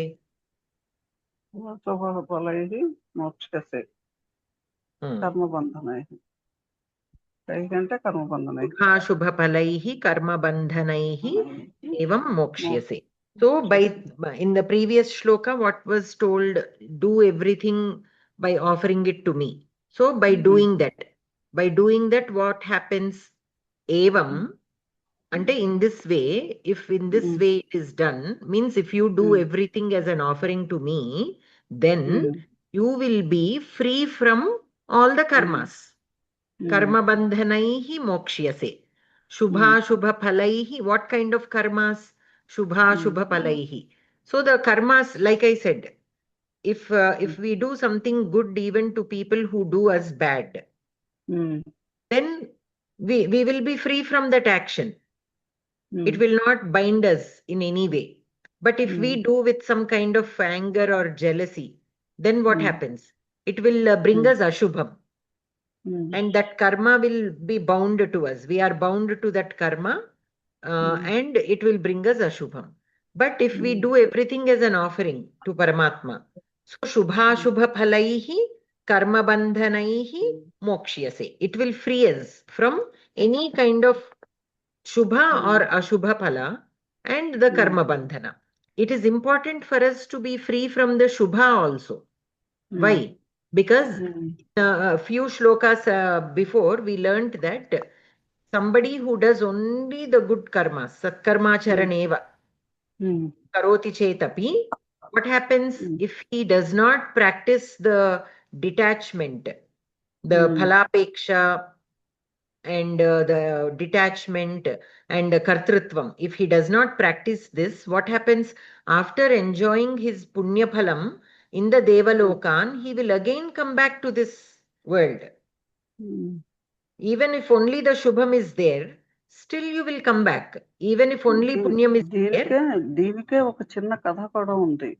అంటే తెలిసి ఉండొచ్చు ఇది అందరికీను. సుఖ ప్రారబ్ధం అని చెప్పేసని ఒక మంత్రికి ఒక సన్యాసి వచ్చి, ఆయన చాలా గొప్పవాడు ఆ మంత్రి, అతని దగ్గరికి వెళ్ళు నీకు సరైన సమాధానం చెప్తాడంటే ఆ మంత్రి దగ్గర 6 నెలలు వెయిట్ చేస్తాడు అనమాట, వెయిటింగ్ లిస్ట్ లో లోపలికి వెళ్ళడానికి. 6 నెలలు అయినా కానీ మంత్రి గారి దర్శనం అవ్వదు. అవ్వకపోయేసరికి చాలా కోపంగా లోపలికి వెళ్ళి, నువ్వేమి అన్ని తెలుసున్నవాడివి, సర్వజ్ఞానమే నువ్వు, 6 నెలలు నా చేత వెయిట్ చేయించావు, నువ్వు ఈ సుఖాలన్నింటికీ కూడా నువ్వు బద్ధుడు అయిపోయి ఇలా ఉన్నావు, ఈ మంత్రిత్వంతో వచ్చిన అన్నీ ఉంటాయి కదా వాటన్నింటికీను అంటాడు.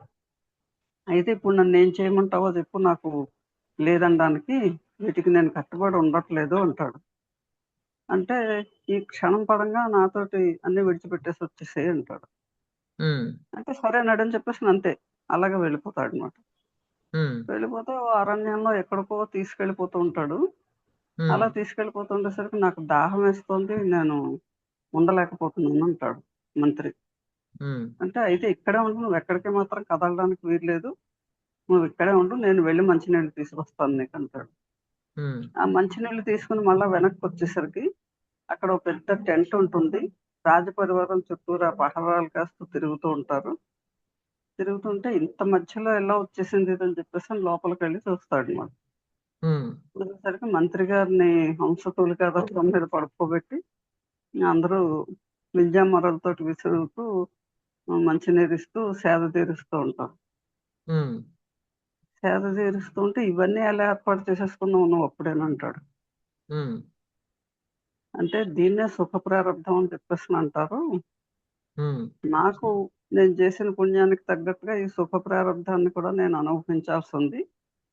అందుకని చెప్పేసి నాకు తెలుసున్న వాళ్ళు ఈ దారిలో వెళ్తూ నా అవస్థను చూసి నాకు ఇవి ఏర్పాటు చేసేది నేను కావాలని చెప్పేసి కోరుకోలేదు వీటిని. నువ్వు పాపం చేస్తే ఆ కర్మను ఎలా అనుభవిస్తావు, నువ్వు పుణ్యం చేస్తే దాని కర్మను కూడా ఇలా అనుభవిస్తావు.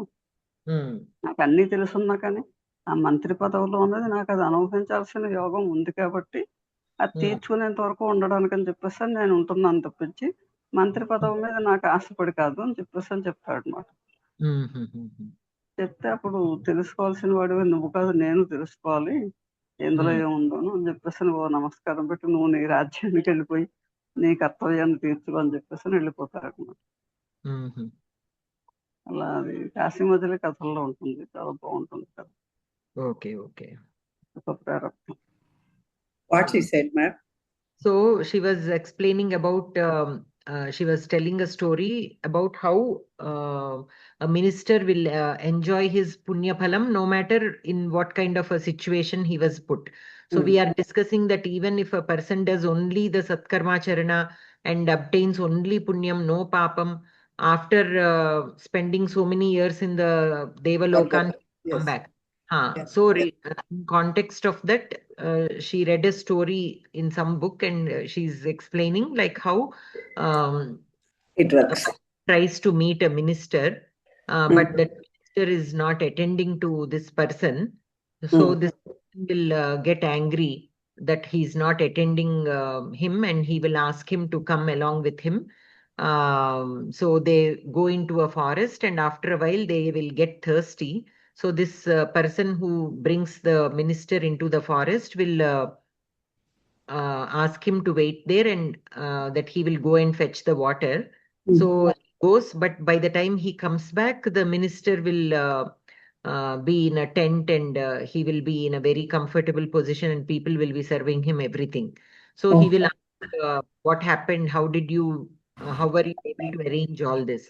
So the minister will explain, see, I came back onto this earth because I have so much of good punyam that I need to spend. So that is why I came here onto the earth. I didn't have any interest in the mantri padavi.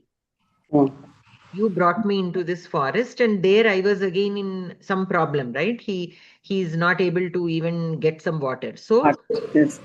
punyams, it so happened that people tend to pass that way and are able to provide him. So what happens is, if you have done so much of punyam, you still come back to this world, but everything will go smoothly. Everything will go smoothly. Even if you are pushed into a difficult situation, something good only will happen. So that is what Surya Bhagini was explaining. Okay. And what I was trying to say is, actually, yeah, we will come, but what should be the final goal? That we should not come at all. So Yes. whether it's good or bad, we should not be attached to it. So eventually what we should practice, because initially, like several years ago, even I didn't know that if you, I used to think that by doing Satkarmacharana, you will attain moksha. But just to do Satkarmacharana is not enough to attain moksha. What should we do? Without attachment and without any kind of desire. Apeksha. Yes. Also. So you have to do the good deeds, but without any attachment and kartrutvam and phalapeksha. Attachment towards that work that you are doing. That also should not be there. You should only do it as a deed. That's all. We are no way attached to it. Only that will free us. Only that will free us both from the punyam and the papam. That is why if Arjuna formed the war, and in the war they kill people, he is not bound by those actions. Why? Because he is doing it only as a duty. He does not have any hatred. He does not have any hatred towards the enemy.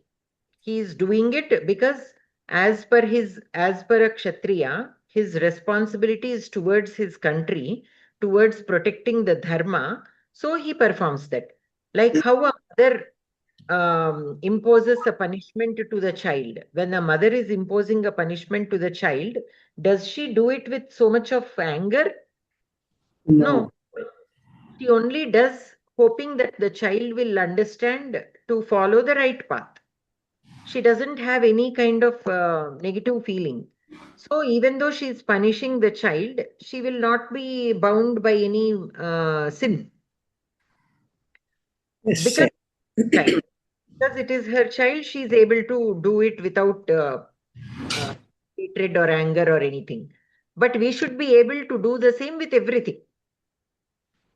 What we tend to do, if somebody else does does a mistake, we immediately get very angry and upset, and we develop this kind of negative emotions towards them. But whereas the same mistake, if our children do, we show more patience and try to correct it with love, right? That difference is there. Yes. Difference should not be there. That is what we need to practice, whether good or bad. While doing the good things, while doing the bad things also, we should practice that detachment. While doing good things also, we should, like Dhritarashtra, he's doing with so much of attachment towards his sons. So Yes. that should not be there. No, any kind of attachment and kartrutvam should not be there. And the phalapeksha. Some people, they do with phalapeksha. They do with good intention only. They love that other person. They do so much. But then the phalapeksha is there. Today I have done this to them. Tomorrow, they expect something back. And if they don't get what they expect, there will be disappointment. There will be that resentment, right? That should not. The minute that here, whatever you have done is gone. It will not fetch you anything. It will not fetch you anything. So good or bad, we should not do with any kind of emotions. Emotions. Yes. Yes. So that is what is important to get freed. So the second part of the sentence, Sannyasa Yoga Yuktatma Vimuktaha Tvam Mam Upaishyasi. So you obtain me by being Sannyasa Yoga Yuktatma and Vimuktaha. Okay. So, one has to be Vimuktaha and Sannyasa Yoga Yuktatma to obtain the Paramatma. Mam Upaishyasi. Okay. Anantaram. Punaha, would you like to read the next shloka? Yes, ma'am. Me? Yes, please go ahead. Okay. Samoham sarvabhuteshu name द्वेष्योस्ति न प्रियः ये भजन्ति तु मां भक्त्या मयि ते तेषु चाप्यहम् समः अहं सर्वभूतेषु न मे द्वेषः अस्ति न प्रियः ये भजन्ति तु मां भक्त्या मयि ते तेषु च अपि अहम् समः अकारान्त पुल्लिंग प्रथमा विभक्ति एकवचन अहम् अस्मत् शब्दस्य प्रथमा विभक्ति एकवचनं सर्वभूतेषु सप्तमी विभक्ति बहुवचन नपुंसकलिंगे न अव्ययं मे मे मम मे षष्ठी विभक्ति एकवचन द्वेष्यः प्रथमा विभक्ति एकवचन पुल्लिंगे अस्ति अस् धातुः प्रथम पुरुष लट् लकारः एकवचन न अव्यय प्रियः प्रियः प्रथमा विभक्ति एकवचन ये यः योग्य प्रथमा विभक्ति बहुवचन भजन्ति भज धातु लट् लकारः प्रथम पुरुष बहुवचन तु अव्यय मां द्वितीय विभक्ति एकवचन भक्त्या इकारान्त स्त्रीलिंग तृतीय विभक्ति एकवचन मयि सप्तमी विभक्ति एकवचन अस्मत् शब्दस्य ते प्रथमा विभक्ति बहुवचन सह तौति दकारान्त सर्वनामः तेषु सप्तमी विभक्ति बहुवचन च अव्यय अपि अव्ययम् अहम् अस्मत् शब्दस्य प्रथमा विभक्ति एकवचन सर्वभूतेषु सकलभूतेषु अहं समः अहं तुल्यः मे मम द्वेषः न अस्ति वैरी नास्ति प्रियः प्रीति विषयः नास्ति ये च मां भक्त्या मां प्रीत्या भजन्ति सेवन्ते ते मयि वर्तन्ते अहं तेषु च अपि अहं तेषु अपि वर्ते अन्वयः अहं सर्वभूतेषु समः द्वेषः मे न अस्ति प्रियः न ये तु मां भक्त्या भजन्ति ते मयि अहं तेषु च अपि तात्पर्यम् अहं सर्वेषु अपि प्राणिषु समानः न मे कुत्रचित् द्वेषो वर्तते न अपि कुत्रचित् प्रीतिः किन्तु ये मां भजन्ति तेषामहं शैत्यपीडितानाम् अग्निरिव उपकारको भवामि ते अपि मया उपकृता भवन्ति माध्वमतं भगवान् प्रियद्वेषयोः तत्तदीयभक्तिद्वेषानुसारेण तत्तत्सदृश फलं ददाति तस्मात् सः सर्वेषु समः इत्युच्यते भगवन्तं ये भक्त्या भजन्ति सः तद्वशः भवति भक्ताश्च वयं भगवदधीनाः इति ज्ञानवन्तः भवन्ति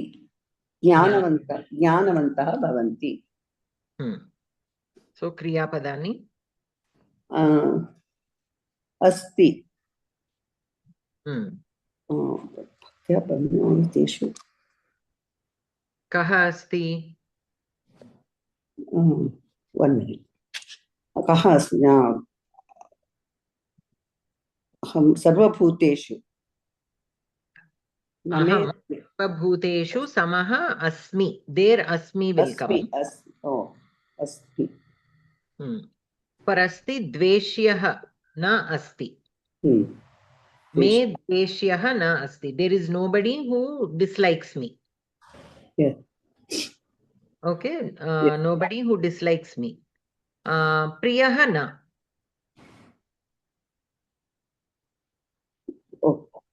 प्रीति विषयः अपि न अस्ति सो अहं सर्वेषु अपि प्राणिषु समानः न मे कुत्रचित् द्वेषः वर्तते न अपि कुत्रचित् प्रीतिः so it is about the Paramatma does not have anyone who dislikes or anyone whom he likes so he like a mother right a mother does not dislike or like her children one more than the other. Similarly, Paramatma also, he does not have any vairi or any priyaha.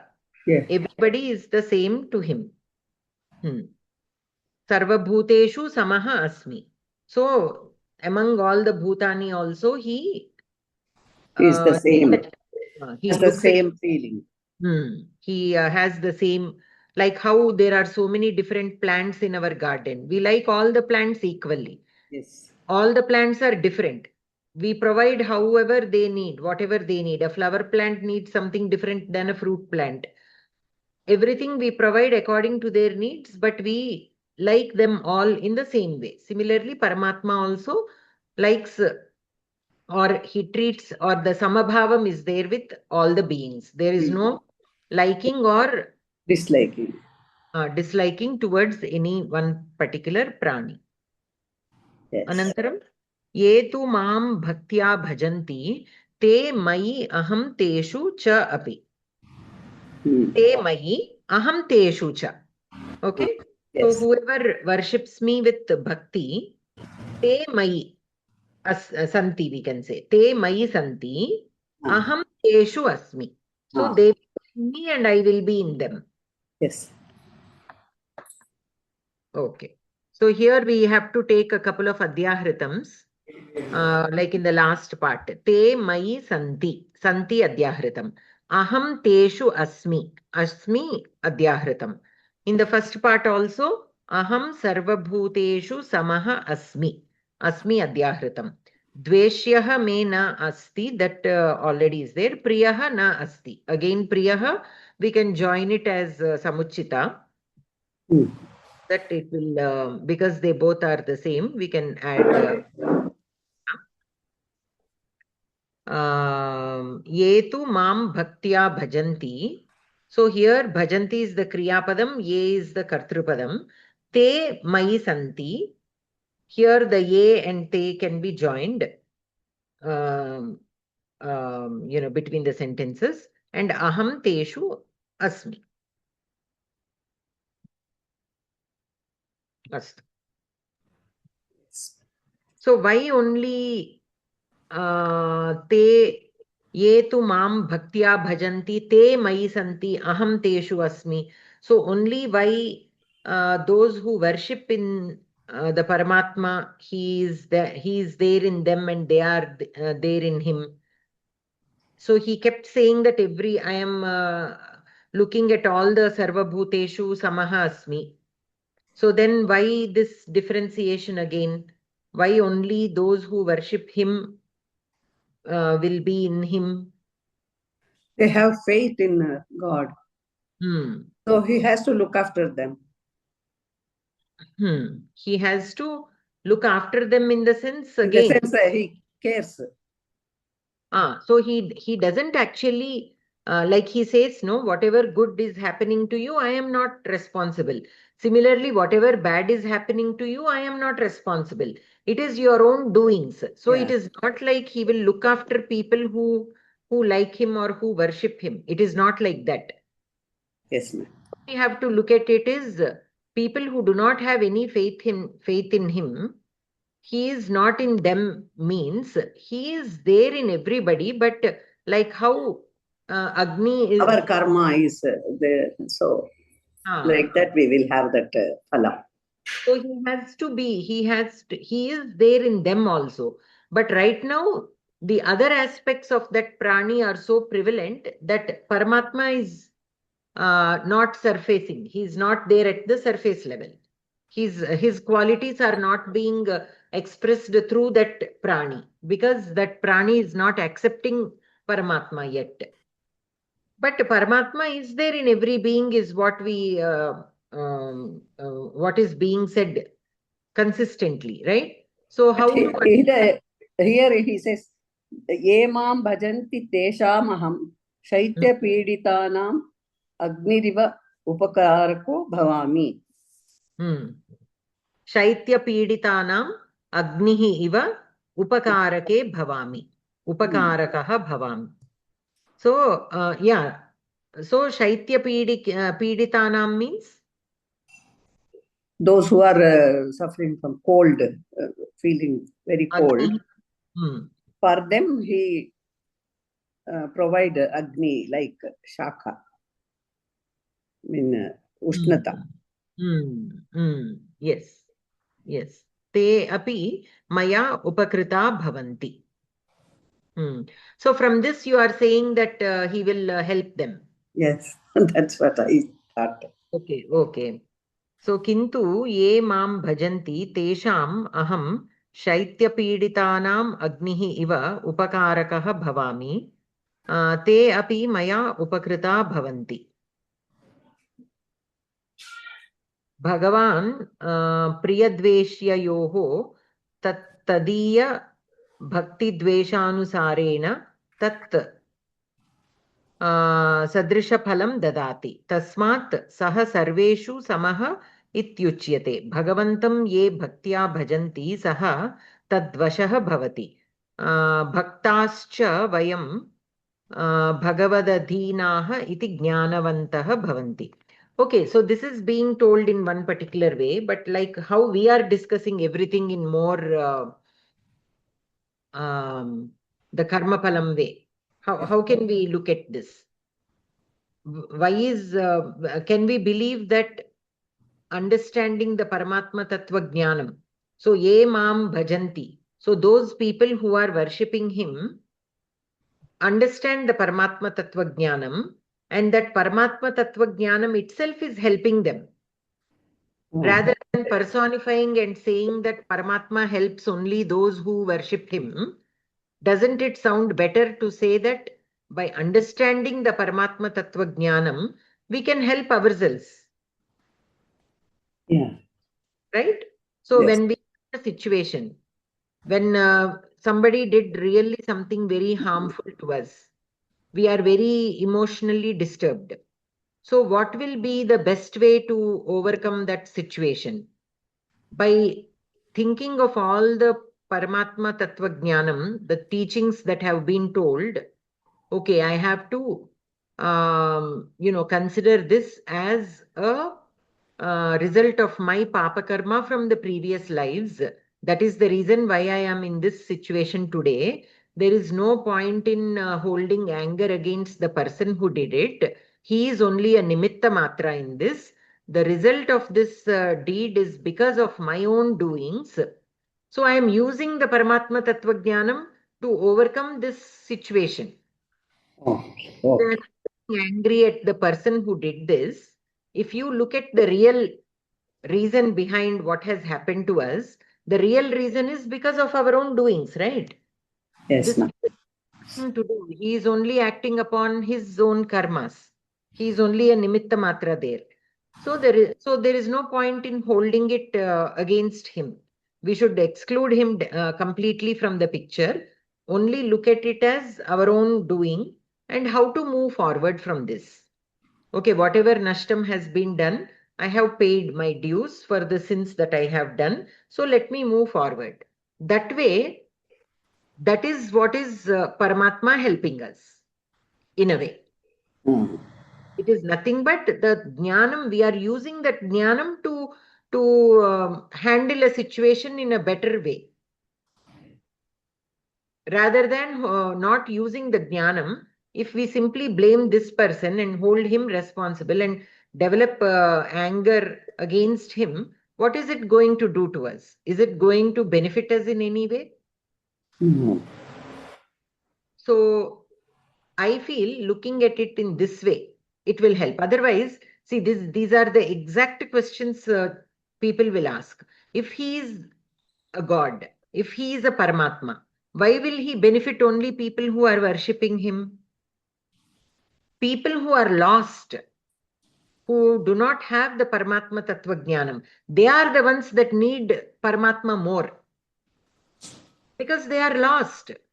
They don't even know who Paramatma is, what is this Tattva Jnanam. They don't know anything. So how can Paramatma ignore such people and only help those who already have faith in him? These are the kind of questions we get from these people who do not believe in Sanatana Dharma or our Paramatma Tattva Jnanam. Yes, ma'am. So to such people, this is how we need to tell. When they look at this shloka, they will say, see, Paramatma is going to help only those who worship him. What kind of a Paramatma is he? Even with our children, only those who are misled only we try to help more. Already who is disciplined and who know their responsibility, who are doing their job well, doing their homework well, we tend to let them do on their own. Okay, they are fine. They now realize the importance of doing their things. They are fine. This one is not doing well, so I have to focus on this child. Isn't that how we think? Yes. Why not applying the same thing at a higher level? So why will Paramatma help only those who are worshipping him? Maybe this is how we need to understand that. This is how we need to understand. A person who has Paramatma Tattva Jnanam is able to understand. That is the blessing that we have, being able to understand the Paramatma Tattva Jnanam and not only understanding, applying it when needed. No matter how much Jnanam you have, when you are not able to apply it when you need it, what is the point? So when some nashtam happens to you, are we able to apply this Paramatma Tattva Jnanam and still move in the right path? Yes. Whatever pravachanas we listen, we understand, we say, aha, oho, we put it aside. When somebody does something, we hold anger against him. What is the point of all this abhyasa? What is the point? There is no point. So that is when we need to remember. So which means Paramatma is there with you. You are there in Paramatma. Paramatma is there in you. By you practicing it. Whereas the person who does not have that knowledge is unable to put it into practice because he does not have that understanding yet. So Paramatma is not there yet. Another way of saying is he does not have that understanding of the Paramatma Tattva Jnanam. Yes. And that will not happen like that, just like that. When the seed is not soaked, it won't sprout. The weather condition should be good. The water content should be good. That seed also should have matured. If you take a seed out of a very young fruit, where the seed has not completely matured, will it bear a plant later on? Will it sprout? It won't sprout. Yeah. Only the fruit is completely grown on the tree and reaches a certain maturity, then if you pluck the fruit and dry the seed, and later on when the time is right, you soak it and put it in the right soil, then it will sprout. Beforehand, if we try to sprout it, it will not sprout, it will decay. Yes. Similarly, when a person is not ready to understand the Paramatma Tattva Jnanam, we should not force it on him, because he is not yet ready for that. He cannot understand. So when ready for understanding the Paramatma Tattva Jnanam, we should not force it on him, because it will only misdirect him. Like sannyasam, many people think, it is told that once you take sannyasam, you don't have to do any karmas. So people misread it, and to escape their responsibilities, there are people who took sannyasam to escape their responsibilities. Yeah. They did not understand the concept of taking sannyasam properly, so they misused it. So there is that danger when one does not understand the concept, they are not ready for that. And if we try to teach something that they are not ready for, they use it in the wrong way because of their ajnanam, because they do not understand it completely. They tend to use it in the wrong way. It is not their problem. Again, they are not ready for it. So they think, whatever, however they are able to understand it. So it is doing them more harm than good. So that is why in one shloka, Paramatma says, he who is not ready, do not talk to him about me. Do not teach them about me. He says that, no, in one of the shlokas. That is why, because there is a danger of he misinterpreting what is being told, and it will only act against him. It will not help him. It will lead him into much misery. It will put him in the wrong path. That is the reason why Paramatma says, to those people who are jealous of me, do not preach them about me. The word jealous is used there. So we have to think why that particular word is used. But my understanding is, when they are not ready for it, we should not teach them. Yes. Why? There is a chance of them misinterpreting and going into a wrong path. Like how a seed, when it is not ready, if you try to sprout it, it will only decay. It is not ready. It doesn't have the material that is needed to sprout. Yes. Similarly, humans also, when they don't have that understanding, you cannot preach them about Paramatma Tattva Jnanam and expect them to understand. That maturity should come. It will, to some people, it will take several lives. So we have to understand that and let it be. When some people who are 80 years old, if they don't have that understanding, they cannot understand. Just because they age doesn't mean they will have the maturity. That maturity comes only through the lives. It doesn't have to do with the physical age in one particular life. That understanding, that maturity at the mental level should be there. But the general understanding is, when some person ages, we expect them to have this kind of knowledge. But the fact is, not everybody will have it. That happens in Those who different practice that, they only get it. over the lives. It can go through lives. It doesn't have to be within one life. After they reach a certain age, they will automatically get this Paramatma Tattva Jnanam. That is not a fact. So like that, we have to interpret. That is what I'm saying. Whenever we come across, because you will definitely come across questions like this, they will point out these shlokas and ask you, how can Paramatma do good things and bad things? So we need to be equipped with the answers. No, you are reading it incorrectly. So this is the actual meaning of it. Only one shloka will not reflect the complete meaning. You have to know all the shlokas, how in various contexts how it is being told. Only then we will get a comprehensive understanding of Paramatma Tattva Jnanam. Yes. If you just look at one shloka and take word to word meaning, it can sound wrong. But we have to understand the complete picture. You cannot take only one shloka and word to word meaning and say this is the whole Bhagavad Gita. We cannot say that. So that we need to have that understanding so that when such a discussion happens, we should be able to explain. Because many times I faced such things with either Ramayanam or about Rama or about God in general. Such questions always arise. So we should be able to immediately support in a very logical way. Only then they will understand. So that is very important for us to pass it on as followers of Sanatana Dharma. It is important for us to understand and pass it on to the next generation. That again is our responsibility. So we'll stop here today. Okay. Thank you so much. Yes, Bhagini. So Alivelu Bhagini. भगिनी सर्वे भवन्तु सुखिनः सर्वे सन्तु निरामयाः सर्वे भद्राणि पश्यन्तु मा कश्चित् दुःखभाग् भवेत् ओम शांति शांति शांतिः। धन्यवाद भगिनी, नमस्कारः सर्वेभ्यः। धन्यवादः, नमस्कारः, शुभरात्रि सर्वेभ्यः।